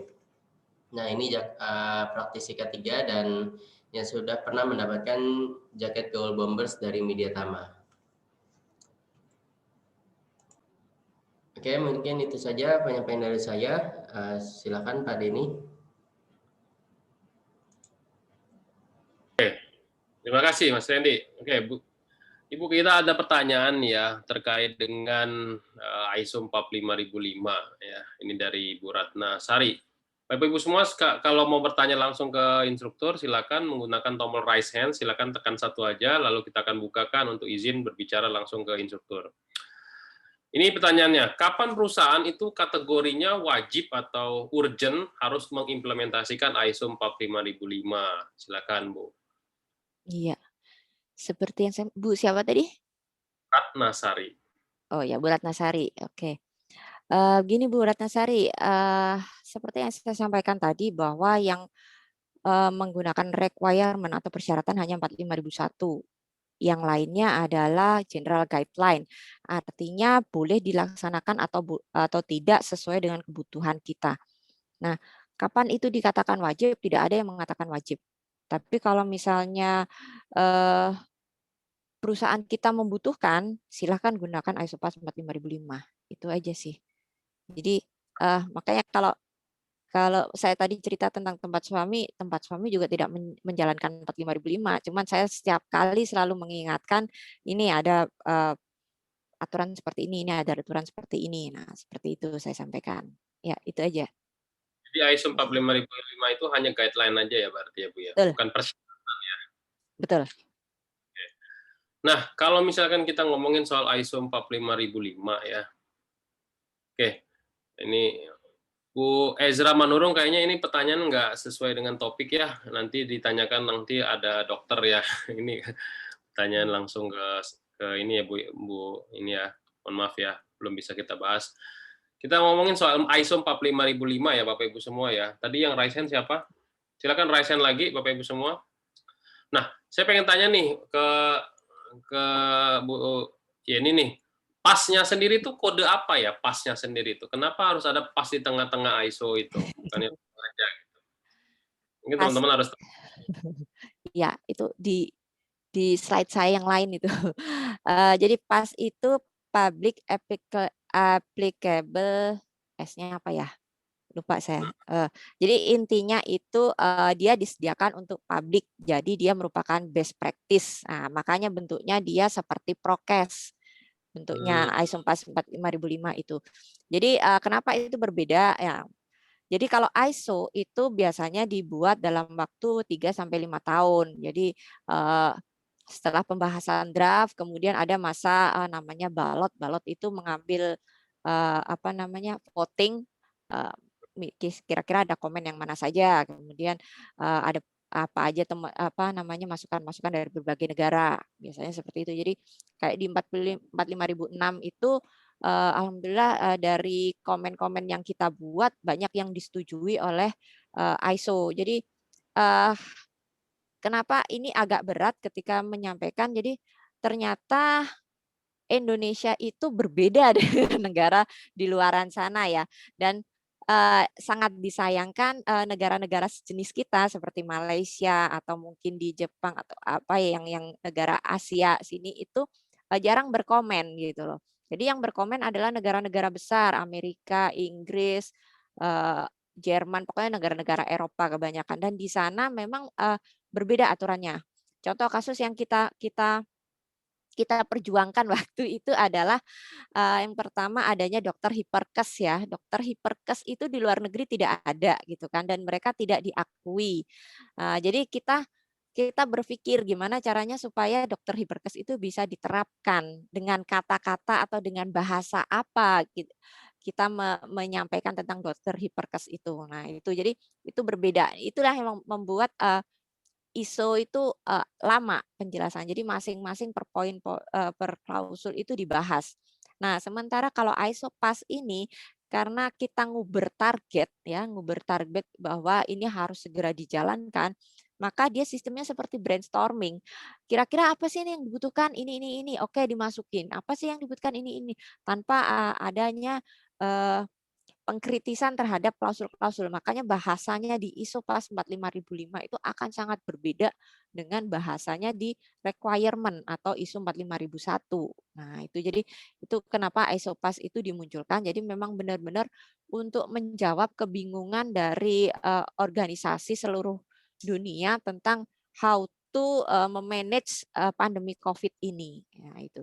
Jadi di kita yang waktu kalau boleh saya cerita yang 45006 itu awal saya masuk saya sebenarnya cuma sendiri sama Bu Ike dari BSN, dan kita bukan dari orang dokter ya, kita dari orang safety.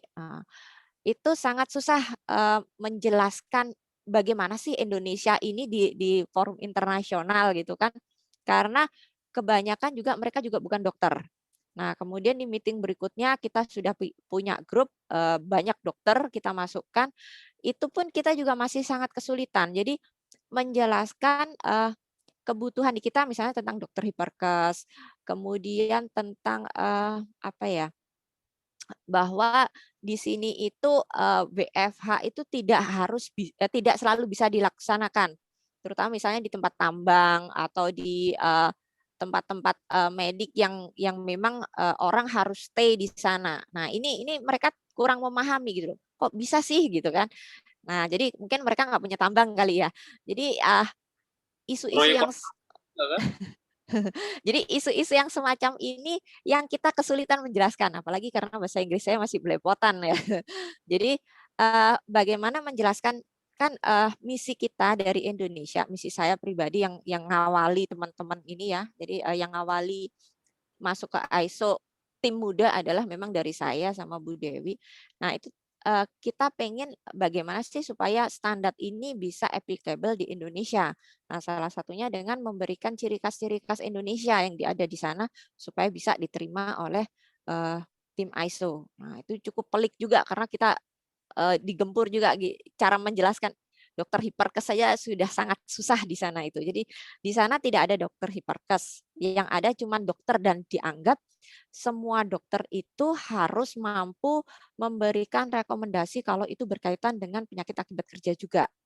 Karena mereka tidak spesifik menyebutkan penyakit akibat kerja gitu. Jadi kalau misalnya ada orang kerja sakit, ya udah dibawa ke dokter.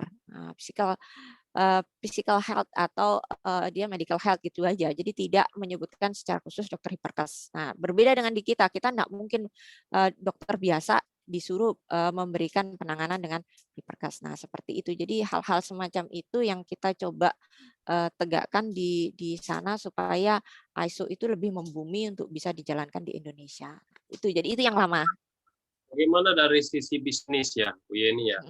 Kalau dari ISO lain kadang dari vendor atau dari buyer atau dari si owner pemilik kerja itu menyebutkan wah harus menerapkan ISO 45001, ISO 91, ISO 45005 ini menjadi persyaratan juga dari sisi bisnis untuk keberlangsungan bisnis sebuah perusahaan juga. Apakah nanti ke depannya ISO 45005 itu menjadi persyaratan juga untuk produk. Misalkan produk ini mau keluar di produk pabrik ini harus menerapkan ISO 45005. Dibahas nggak seperti itu, Bu?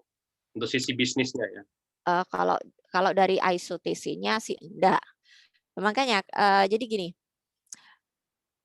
yang berbicara dengan di ISO TC itu kebanyakan yang sudah mature ya, safety-nya sudah mature dalam artian dikasih buku gitu aja sudah ditelan mentah-mentah oleh mereka langsung menjalankan gitu kan. Namun di lain pihak kita juga ada negara-negara tetangga, negara-negara teman kita yang nun jauh di sana itu yang tidak bisa menjalankan. Jadi gini, di Asia Pasifik Indonesia itu termasuk maju ya, bahkan Jepang pun juga bertanya kepada kita. Jadi di salah satu webinar saya minggu lalu itu yang membahas tentang ISOPAS itu kita ada tamu dari Jepang. Jadi dari Jepang itu Mr. Takeshi Furuno itu dia hanya menyebarkan ISOPAS ini dengan membuat majalah. Nah, jadi berupa tulisan. Nah, jadi dia merasa surprise juga, mereka merasa senang juga. Oh, ternyata dengan webinar yang kita adakan, dengan sosialisasi yang intens kita adakan, itu bisa membantu penyebaran ISOPAS 45005. Karena di negara-negara yang lain, negara-negara sejenis kita, itu untuk menjalankan 45001 aja masih kesulitan gitu loh. Jadi mereka masih punya banyak hambatan untuk menjalankan 45001. Entah mungkin karena government-nya kurang mendukung. Kalau di kita kan dikit-dikit ada kalau lihat untuk keberlangsungan usaha Kepdirjen itu mirip dengan ISOPAS 45005 ya. Cuman di sana memang yang diangkat adalah BCP atau Business Continuity Plan. Jadi bagaimana survive pasca pandemi. Di sana yang diangkat seperti itu, tapi isinya mirip dengan ISOPAS 45005. Jadi itulah kehebatan dari pemerintah kita. Ada aturan, mereka adopt, mereka keluarkan dalam bentuk Kepdirjen, Permenkes dan segala macamnya.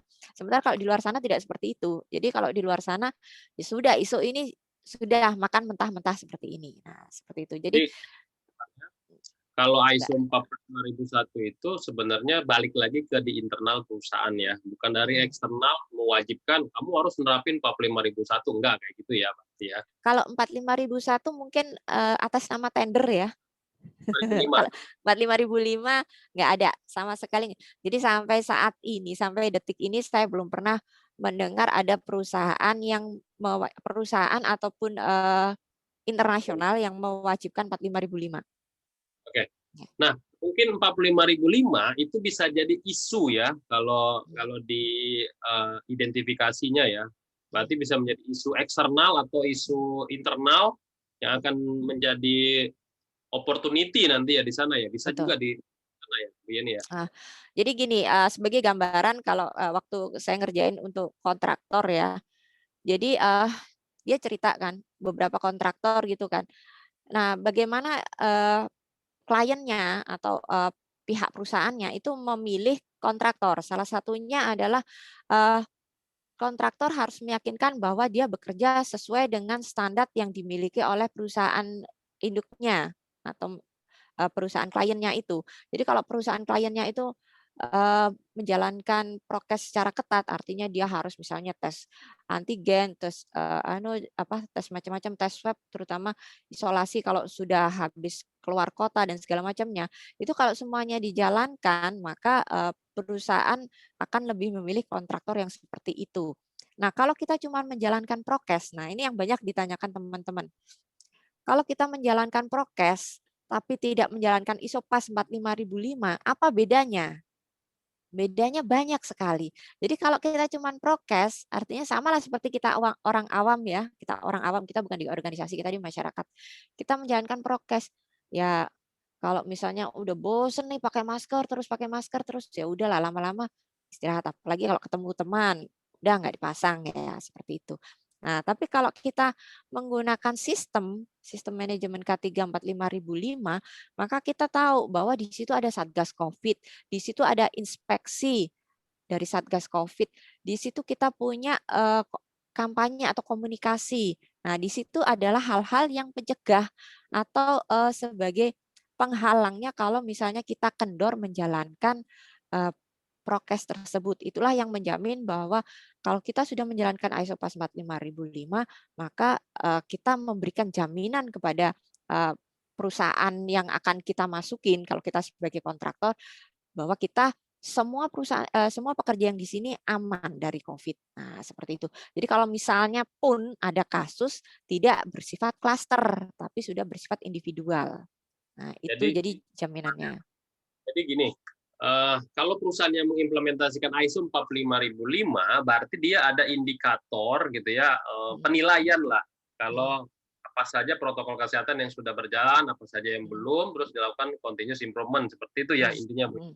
PDCA-nya dijalankan untuk prokesnya. Kalau kita hanya program dan plan dan do aja, cek dan exit-nya nggak ada, gitu kan biasanya kayak gitu kan ya. Iya. Oke, ini ada lagi pertanyaan nih Pak Kiswantoro. Apakah di ISO 45005 juga mewajibkan ada istilah vaksin seperti itu bagi pekerjanya? Ada nggak kayak gitu, Bu? Nggak ada. Nggak ada ya? Jadi istilah vaksin itu adalah salah satu dari pencegahan kita. Jadi mungkin nanti suatu saat sekian tahun lagi mungkin bukan bentuknya vaksin, mungkin bentuknya yang lain lagi. Jadi vaksin itu adalah salah satu metode, salah satu cara aja, tapi tidak pernah ada yang mewajibkan adanya vaksin dalam satu ini. Jadi misalnya gini, mungkin nanti kalau ada pandemi yang lain lagi itu keluarnya bukan vaksin tapi cuman higien sanitasi. Nah, jadi kalau misalnya penyakit itu tidak berupa virus, mungkin keluarnya berupa higien sanitasi. Tapi untuk COVID ini memang tidak ada kewajiban harus menggunakan misalnya desinfektan tertentu, vaksin tertentu tidak ada di sana. Itu semua lebih ke teknik kerja di lapangan. Ya, itu aja. Oke, jadi bahasa ISO 45001 melakukan pencegahan. Nah, untuk pencegahannya seperti apa? Salah satunya itu adalah vaksin. Ya, gitu ya, Bu ya. Betul. Oke, nah ini ngomongin soal bisnis juga nih Pak Jody Setiadi nih. Ada nggak di ISO 45005 itu mengatur mengenai pekerja-pekerja yang dipulangkan, misalkan karena dia suspek atau apalah itu ya kena COVID sehingga mempengaruhi terhadap gajinya. Nah, ini ngomong soal bisnis juga nih, ada nggak kayak gitu dibahas? Oke, kalau penanganan suspek ada di klausul 5 tentang suspek tadi kan sudah saya jelaskan. Jadi bagaimana perusahaan mengelola suspek itu ada di sana. Cuman kalau masalah gaji itu jadi gini, memang dari ISOPAS 45005 itu menyarankan bahwa apapun yang terjadi dengan pekerja, jadi pekerja kita sakit atau tidak, itu perusahaan tetap memberikan hak yang sama seperti ketika dia kerja. Cuman yang tidak diatur di sana adalah kewajiban perusahaan menanggung. Nah, kalau misalnya sakit, perlu diiniin harus seperti apa. Karena kalau secara BPJS sendiri ya, ini dari webinarnya Pak Sudi kemarin itu yang saya dapatkan bahwa apa sih yang disebutkan katanya COVID itu PHK ya kalau di perusahaan. Yang dimaksud PHK bagi perusahaan di sana, ini saya cuma meneruskan, hanyalah orang-orang yang terlibat langsung dengan COVID, artinya di rumah sakit, kemudian orang-orang yang misalnya bagian pemulasaran, nah itu yang benar-benar memang terlibat dengan COVID. Kalau yang di perusahaan, itu kalau misalnya kita ketularan dari teman nih misalnya, itu bukan masuk PHK. Jadi di BPJS dia akan dianggap sebagai penyakit biasa. Nah, mungkin kalau misalnya mau diajukan adalah para petugas penanganan COVID. Jadi mereka yang memang kalau misalnya ada emergency COVID, mereka yang menangani. Nah, itulah yang bisa kita ajukan sebagai orang PAK. Tapi kalau Artinya tim, ketularan biasa enggak. kalau Gimana? tim gugus tugas di sebuah perusahaan, ya itu Mm-mm. bukan perusahaan rumah sakit, berarti kalau dia terpapar virus, berarti itu bisa diklaim untuk PHK juga. Ya, bisa dicobakan seperti itu karena kalau Pak Sudi kemarin itu tidak memberikan informasi yang tegas tentang hal itu ya, tapi yang jelas mereka yang merawat orang sakit karena COVID di tempat kerja adalah PAK. Jadi seperti itu. Jadi Oke. memang benar-benar yang kontak dengan penanganan COVID. Ini dari Ezra Manurung. Katanya checklist protokol pencegahan yang ada di ISO 45005 2020, apakah itu sudah baku untuk bisa diterapkan? Dibilang ini guideline ya, nggak ada checklist di 45005. Jadi checklist itu adalah checklist, saya nemunya di mana ya? Kalau nggak salah itu dari Permenkes atau apa gitu loh. Jadi dokumen-dokumen yang saya buat itu lama ya. Jadi saya nyiapin 45005 itu dari bulan Oktober kalau nggak salah.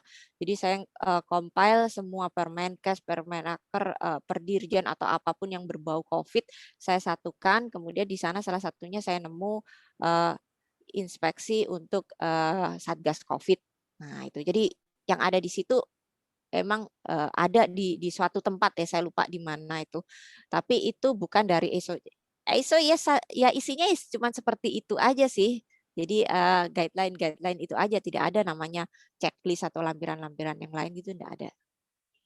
Oke, jadi gitu ya Pak Ezra ya. Jadi hanya guideline saja. Jadi checklistnya itu dibuat internal perusahaan, disesuaikan dengan jenis perusahaan dan regulasi yang terkait dengan perusahaan itu ya, baik itu menggunakan Kemenlh, Kemenaker ataupun Kemenkes, ataupun misalkan di holding company-nya punya protokol kesehatan sendiri. Silakan dibuat untuk checklistnya, gitu ya Bu ya.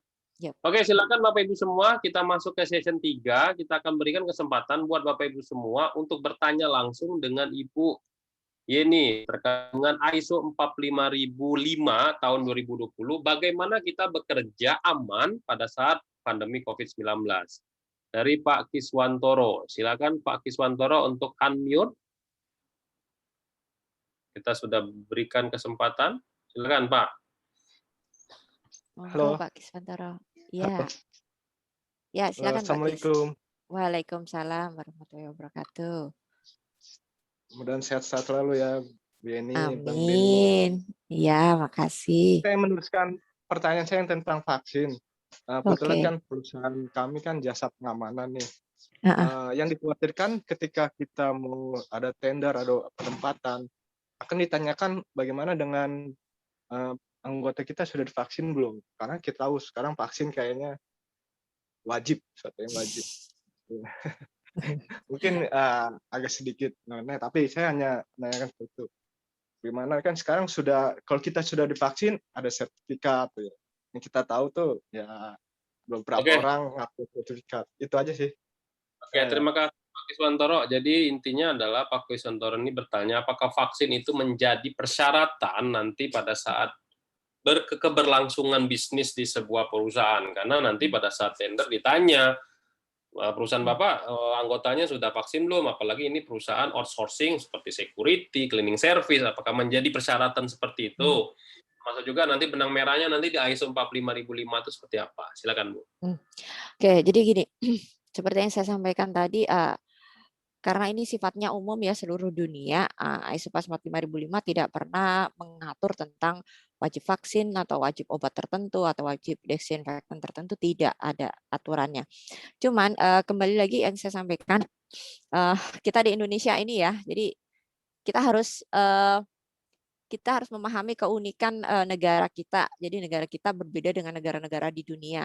Nah, jadi di sini memang kadang-kala untuk memberikan jaminan keamanan dan kenyamanan bagi perusahaan yang akan menjadi klien kita, itu kita harus mengikuti aturan yang diselenggarakan oleh klien kita. Seperti yang saya sampaikan tadi, kalau di kontraktor yang menjadi klien saya tadi adalah kewajiban untuk semua yang masuk ke perusahaan itu wajib sudah tes antigen. Nah, kemudian tes antigennya berulang berapa kali itu semuanya ditetapkan oleh perusahaan klien.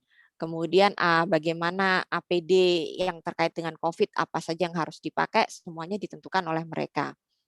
Nah, kemudian kalau misalnya ada tugas luar harus melakukan misalnya swab test, swab PCR test, kemudian melakukan isolasi mandiri, semuanya adalah aturan dari klien. Jadi itu tetap harus kita patuhi. Jadi bukan vaksin itu tidak diwajibkan oleh siapapun, bahkan pemerintah sekarang kan hitungannya dalam bentuk menghimbau ya. Jadi menghimbau terutama untuk orang-orang yang di posisi strategis atau untuk manula. Nah, tapi kalau memang itu sudah diwajibkan oleh klien, maka itu adalah kalau misalnya kita mau tetap kerja dengan mereka, ya itu kewajiban kita untuk menjalankan. Jadi kita tidak bisa menyalahkan klien untuk hal itu. Jadi tetap kalau misalnya memang klien request-nya seperti itu, ya tetap harus kita jalankan. Itu aja Pak Kis. Oke, silakan Bapak Ibu semua kalau ada pertanyaan lagi terkait dengan ISO 45005. Saya hanya mengingatkan kembali Bapak Ibu semua terkait dengan e-certificate yang Bapak Ibu semua harus klaim adalah Bapak Ibu semua wajib mengisi formulir absensi setiap hari webinar dan mengisikan kode webinar serta mengupload screenshot dari aplikasi Mika Pro yang sudah platinum. Kalau Bapak Ibu semua tidak melakukan itu, berarti e-sertifikatnya tidak tertayang di Mika Pro. Ya. Lalu berikutnya Bapak Ibu semua di ini juga kalau Bapak Ibu semua kita sarankan ikut di Telegram webinar Media Tama sehingga Bapak Ibu semua bisa dapat info cepat terkait dengan link-link untuk Zoom webinar untuk webinar kita sampai dengan tanggal 12 Mei tahun 2021 ini ya, akhir dari Ramadan. Oke, ini tampaknya pertanyaannya sudah tidak ada lagi, tapi saya pengen bertanya kepada Bu Yeni nih. Jadi gini Bu Yeni, kalau misalkan perusahaan sudah kan ISO 9001 udah, 14001 udah, 45001 sudah, ISO 45005 nambah lagi di sana, ini nanti masuk ke dalam prosedurnya si perusahaan itu juga, atau ke audit internalnya juga, atau gimana nanti si ISO 45005 ini untuk implementasi di internal si perusahaan itu sendiri. Itu ada nggak seperti itu integrasi? Makanya tadi saya sampaikan bahwa khusus untuk Media Tama ini saya berikan contoh-contoh dokumen yang sudah pernah saya buat ya, karena di tempat lain ini emang ini baru pertama kali saya jadi pembicara, biasanya jadi moderator, orang behind the scene. Makanya saya banyak nyimak aja selama ini. Nah, jadi untuk khusus untuk Media Tama ini, karena banyak sekali yang bertanya, bagaimana sih kalau misalnya kita sudah 45001, sudah 9000, 14000 dan sebagainya. Kita masukin 45005 dari mana? Nah, itu tadi contoh-contoh dokumen yang saya sampaikan tadi adalah dokumen untuk integrasi. Jadi secara Annex SL ada beberapa dokumen yang bisa dimasukkan dari 45005. Contoh tadi di klausul 4 tentang konteks organisasi. Konteks organisasi kita bisa memasukkan isu internal, isu eksternal, analisa SWOT, kebutuhan, harapan, dan pihak terkait. Itu semua bisa di klausul 4. Kemudian di klausul 5 tentang leadership, kita bisa memasukkan kebijakan di sana. Kebijakan pandemi COVID. Nah, jadi auditor kalau tidak melek dengan 45005 maka mungkin nggak terlalu akan ngecek dengan hal-hal semacam itu ya. Tapi kalau untuk auditor yang sudah melek terhadap 45005, dia akan menanyakan bagaimana perusahaan ini dalam menanggapi adanya pandemi COVID. Nah, caranya adalah dengan menunjukkan yang tadi itu saya sampaikan. Jadi contoh-contoh dokumen itu bisa langsung dipakai untuk kita jalankan sebagai contoh aja bagaimana sih pengelolaan isu internal, isu eksternal, konteks organisasi, sampai dengan yang tadi ada pemulihan keadaan darurat. Kalau pemulihan keadaan darurat ada pakai Kebirjen itu juga boleh. Nah, kemudian untuk emergency response-nya itu juga bisa dipakai. Jadi itu dokumen sudah saya olah sedemikian rupa sehingga acuannya adalah Permenkes, Permenaker, Kebdirjen dan sebagainya, bisa dipakai langsung untuk pandemi COVID. Jadi jangan khawatir kalau misalnya mau bikin langsung bisa pakai contekan itu. Ini nggak pernah dibuka di mana saja ya. Jadi hanya khusus di Mediatama ini karena saya sebagai alma mater saya share. Jadi banyak sekali teman-teman saya yang nanya, nggak cuman konsultan, nggak cuman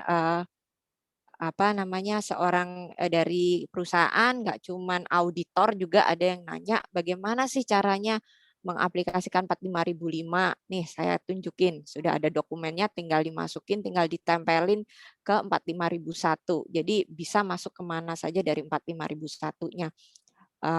IBPR-nya juga bisa dimasukkan, kemudian pengendalian operasional. Jadi kalau misalnya ada kasus, jadi misalnya terjadi kolaps kayak yang di perusahaan suami tadi ya, 50% dari anggotanya kena COVID, apa yang harus dilakukan dan bagaimana cara menjalankan perusahaan itu kembali pasca mereka sembuh kembali, apa proses-prosesnya. Ada namanya AEP itu apa ya? Employment Assistance Program. Jadi ada program asistensi pekerja untuk pekerja yang barusan masuk pasca COVID. Nah, itu ada. Jadi semuanya itu ada. Kemudian sekarang untuk ISO 45005 ini ya, nggak cuma di organisasi. Jadi di sekolah anak saya sendiri pun ya, kebetulan sekolah anak saya yang SD itu kan sekolah untuk ini, sekolah khusus ya, sekolah apa jenenge itu, bukan negeri tapi swasta yang full day school gitu ya. Nah, jadi di sana kebetulan kepala sekolahnya juga orangnya welcome. Jadi saya sampaikan juga tentang ISO 45005, bagaimana cara mereka mempersiapkan diri menuju sekolah tatap muka. Nah, itu saya sampaikan dulu. Jadi mereka harus punya Satgas Covid juga, mereka harus punya sesuai dengan prokes tempat cuci tangan, desinfeksi segala macamnya. Semuanya harus ya. Dan bahkan sebenarnya kemarin saya barusan dapat tapi belum sempat saya translate ya. Jadi saya banyak bantu Pak Mas Juli bagian translate. Translate Mbah Google. Kemarin tuh saya dapat juga dokumen yang khusus OHS untuk di sekolah. Jadi organisasi semacam itu juga ada OHS-nya sendiri yang tentang pandemi COVID. Jadi bagaimana mempersiapkan secara khusus. Jadi bisa dilakukan di mana saja. Kontraktor besar, kontraktor kecil, rumah sakit, kemudian sekolah, semuanya bisa menggunakan ini karena aturan-aturannya bersifat umum ya. Bagaimana jika suspek ada di antara kita, bagaimana jika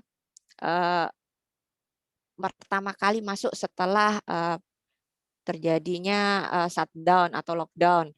Karena kalau misalnya itu berkaitan dengan peralatan, maka harus ada perilaku khusus ya. Ketika peralatan sudah mati sekian lama, kemudian mau jalan lagi, itu ada kemungkinan kalau mesin-mesin mungkin keropos ya. Jadi itu harus ada perlakuan khususnya. Tapi terutama di ISO 45005 ini adalah persiapan ketika ditemukan COVID di antara kita dan juga ketika menjalankan proses. Dan misalnya proses ini kita tidak bisa melakukan jaga jarak, apa yang harus dilakukan. Jadi misalnya perusahaan-perusahaan yang menggunakan ban berjalan ya, jadi proses yang memang tidak bisa berjauh-jauhan, itu apa yang harus dilakukan. Misalnya dengan pengelolaan shift, jadi sekian waktu ganti istirahat, cuci tangan dan segala macamnya, kemudian baru jalan lagi. Semuanya itu diatur di ISO 45005. Jadi jangan khawatir, siapapun bentuk organisasi seperti apapun, besar kecil, industri, usaha, sekolah, rumah sakit, semuanya bisa menerapkan ISO 45005. Silakan dicek, kalau nggak salah sudah bisa di-download ya, di mana-mana sudah banyak. Kalaupun mau silakan japri. Jadi aman lah. Saya ngelihat Bu Yeni, kalau saya jadi auditor, misalkan saya jadi auditor ISO 9001, 14000 atau 45001, saya melihat kalau perusahaan ini bukan wajib ya, disarankan ya, masuknya nanti opportunity for improvement ya, observasi ya, laporan observasi kalau semua prosedurnya harus diinkludkan ISO 45005. Bagaimana dia menjalankan pekerjaannya dengan protokol kesehatan dong. Jadi seperti itu nanti ya ke depannya ya. Iya. Harapannya memang seperti itu. Karena opportunity-nya akan lebih besar terutama kalau dia bekerja dengan orang lain. Ya, jadi bagaimana perusahaan itu meyakinkan bahwa dia aman untuk masuk ke perusahaan mereka. Misalnya perusahaan tambang dengan kliennya, alat berat kah atau subkon-subkonnya, bagaimana perusahaan tambang ini merasa yakin bahwa ketika ada orang lain masuk untuk bekerja sama dia, orang-orang itu sudah aman. Nah, salah satunya yang paling gampang dengan menerapkan ISO 45005. Bagaimana kalau misalnya perusahaan padat karya yang banyak menggunakan subkon orang. Nah, ini juga bagaimana sih cara membuat orang-orang ini sadar dengan ini paling gampang menjalankannya dengan ISO 45005. Bukan hanya dengan prokes ya. Kalau prokes itu capek deh gitu, udah deh lupa prokesnya. Tapi kalau ada ISO pas, ada sistem yang mengganjal supaya tidak tergulir lagi menjadi satu hal yang lupa atau manusiawi lainnya. Nah, itu. Ini kayaknya jadi PR banget ya. Jadi PR menurut saya pribadi ya. Saya kalau jadi orang sistem manajemen, kalau dulu namanya MR ya, yang pegang kendali terhadap dokumen kontrol, ini mau nggak mau dokumen kontrol harus berperan mengedit semua dengan memasukkan 45005 ini bagaimana dia bekerja dengan aman pada saat COVID-19. Saya ngelihatnya seperti itu. Betul. Jadi misalkan contoh aja office boy aja ya, atau security aja ya, ketika dia mau kerja ya otomatis ya dia harus menerapin protokol kesehatan. Betul. Ya, instruksi kerja juga misalkan operator mau menggunakan alat berat, dia harus menjalankan protokol COVID-19. Otomatis kan mulai dari manual, prosedur, IKA, semua harus memasukkan protokol kesehatan. Bahkan formulirnya juga harus ada protokol kesehatan juga. Dulu waktu kita melakukan ISO 45001 di dalam ISO 9001 misalkan cara menggunakan instruksi kerja menggunakan forklift misalkan gitu kan. Mungkin kalau belum ada ISO 45001 nggak bunyi K3-nya gitu kan. Langsung aja menghidupkan ini, menghangatkan, mengecek segala macam. Tapi ketika ada ISO 45001 masuk, oh berarti harus pre-use inspection dulu, memastikan safety device penuhi, APD-nya digunakan. Lalu ketika masuk lagi 45005, nah mulai lagi tuh ya harus menggunakan harus menerapkan tadi ya apa saja yang harus disiapkan, cuci tangan, apa betul ya seperti itulah. PR banget buat si dokumen kontrol untuk mengedit semua itu dokumen-dokumen dengan memasukkan ISO 45005 yang mana di sana ada bagaimana kita bekerja dengan aman di COVID-19. Oke. Iya, betul sekali seperti itu. Dan juga ini mungkin apa ya? Jadi orang-orang mesti awalnya kan banyak memandang miring, ngapain sih pakai ISO 45005 prokes saja cukup. Nah, itu tadi yang saya sampaikan bahwa dengan contoh-contoh dokumen yang sudah saya sampaikan itu, jadi kalau misalnya ada yang mau kumpulan prokes itu yang sudah saya jadikan protokol di tempat kerja, itu boleh japri saya kalau diizinkan Pak Denny. Jadi itu ada kumpulan mulai dari prokes untuk tamu, kemudian untuk karyawan, kemudian kalau di kendaraan transport yang sudah transport perusahaan, kemudian transport umum, kemudian di musola, di tempat bermain segala macam semuanya itu sudah saya rangkum waktu itu.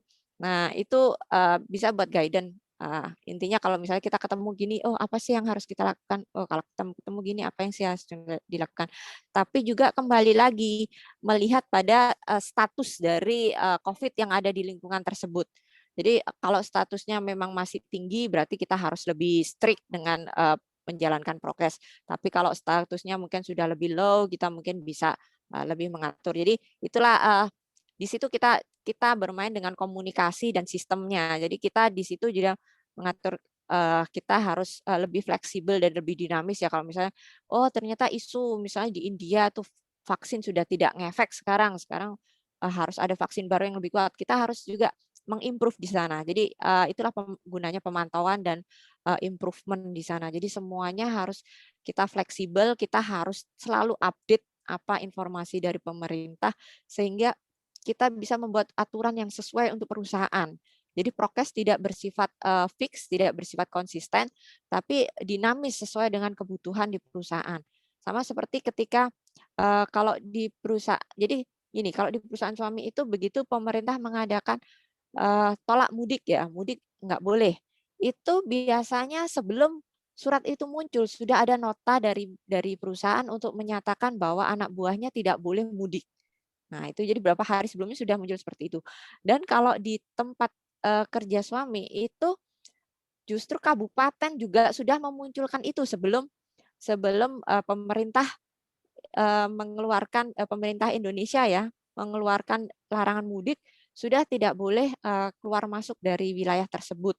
Kalau ada yang berani masuk, maka harus swab PCR dan juga isolasi mandiri. Nah, jadi semuanya itu harus kita update ya. Inti dari sistem kita adalah kita harus selalu update apapun yang ada informasi dari pemerintah. Ya, entah itu kita ngomong itu hoax atau enggak, itu urusan yang lain ya. Tapi tetap demi kesejahteraan bersama, demi kenyamanan dan keselamatan, demi jaminan kita bekerja dengan orang lain, kita harus selalu update apapun yang ada di sekitar kita. Ya, itu aja dari saya, Pak Denny. Bu Yeni, jadi hari ini luar biasa ya. Kayaknya nggak cukup waktu ya. Ini udah di penghujung acara. Mungkin Bu Yeni bisa memberikan closing statement terkait dengan ISO 45005 ini, khususnya bagi para manajemen, ya kan, si pekerja, ya, ataupun tim HSE. Nah, mungkin tiga orang ini, mungkin Bu Yeni bisa ya informasikan terkait dengan bagaimana cara kita mengimplementasikan ISO 45005 ini secara efektif. Silakan sekaligus closing statement dari Ibu Yeni.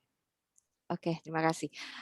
Jadi gini, apa sih strategisnya 45005 diterapkan? Seperti yang saya sampaikan tadi, strategisnya adalah memberikan jaminan, memberikan rasa aman, memberikan rasa nyaman, baik dari segi individu, manajemen pekerja maupun tim HSE, maupun dari segi umum, artinya ke klien kita, gitu. Jadi bagaimana kita meyakinkan pada klien bahwa aman untuk bekerja sama dengan kita, itulah fungsi strategis ISO 45005. Jadi dari pihak manajemen diharapkan juga mampu memberikan dukungan pada pekerja dan juga lingkungannya bahwa kita harus menjalankan ISO 45005 ini karena kita butuh, karena kita memang ada kepentingan di sana, kepentingan untuk menjamin bahwa perusahaan kita aman bekerja sama dengan orang lain, bahwa produk kita aman ketika kita kirim keluar ya. Jadi nggak cuma perusahaan, tapi ketika kita misalnya mengirimkan produk kita aman dan kita sudah melalui semua prokes untuk keamanan produk terhadap COVID. Nah, untuk pekerja sendiri terutama kalau misalnya memang perusahaan itu belum, ya silakan mengajukan supaya supaya merasa aman ketika misalnya terjadi permasalahan seperti itu. Kita yakin pertama perusahaan kita nggak akan kolaps karena perusahaan kita sudah melakukan teknik-teknik atau cara-cara untuk tetap survive di masa pandemi. Kemudian untuk tim HSE yang penting adalah jaga Satgas Covid ya. Satgas Covid itu penting sekali untuk menjaga internal perusahaan, juga pelaporan-pelaporannya tetap terbuka, jujur, dan juga secepatnya sehingga kita mendapatkan penanganan yang terbaik untuk perusahaan kita, untuk diri kita sendiri, dan juga untuk lingkungan di sekitar kita, terutama untuk keluarga ya. Nah, itu aja dari saya, Pak Denny, silakan. Oke, luar biasa buat Bapak Ibu semua ya. Oke, Bapak Ibu semua tadi Bu Yeni bilang nanti Bapak Ibu semua akan kita share di Mika Pro. Nanti coba saya buatkan satu folder untuk di Mika Pro khusus untuk penanganan COVID-19, termasuk juga tadi kata Bu Yeni, kalau Bu Yeni berkenan, katanya tadi mau share nih teman-teman nuntut nih katanya. Kumpulan protokol kesehatan di tamu, di kendaraan, atau di rumah. Ya, boleh sama regulasinya, Bu. Nanti saya siapkan satu folder di Mika Pro sehingga teman-teman bisa belajar di sana. Oke, kita sudah masuk ke session penutup. Silakan Mas Randy. Halo. Randy. Ya, halo, siap, nanti saya kumpulkan nanti. Halo, Pak.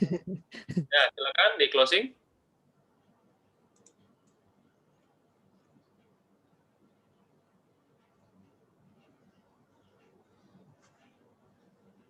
Oke, wah luar biasa sekali materi kita hari ini. Sebenarnya masih banyak pertanyaan-pertanyaan yang belum terjawab. Berhubung waktu sudah pukul 11.31, kami mengucapkan terima kasih yang sebesar-besarnya atas kesediaannya instruktur untuk berbagi ilmu, sharing-sharing terkait dengan topik hari ini yang sangat sungguh luar biasa. Kami doakan semoga Ibu Yeni diberikan keselamatan, kesehatan, diberikan rezeki berkah berlimpah dan kebahagiaan. Amin. Oke, bagi teman-teman semua yang sudah mengikuti webinar ini dari awal sampai akhir, kami mengucapkan terima kasih. Semoga ilmu ini dapat bermanfaat di tempat kerja Bapak Ibu semua. Lebih dan kurang saya mohon maaf. Saya Randy sebagai host. Saya akhiri. Billahi taufiq wal hidayah. Assalamualaikum warahmatullahi wabarakatuh. Selamat berjumpa di webinar Media Tama berikutnya. Bye. Bapak Ibu semua, nanti siang jam 13 ada kita bahas mengenai work permit.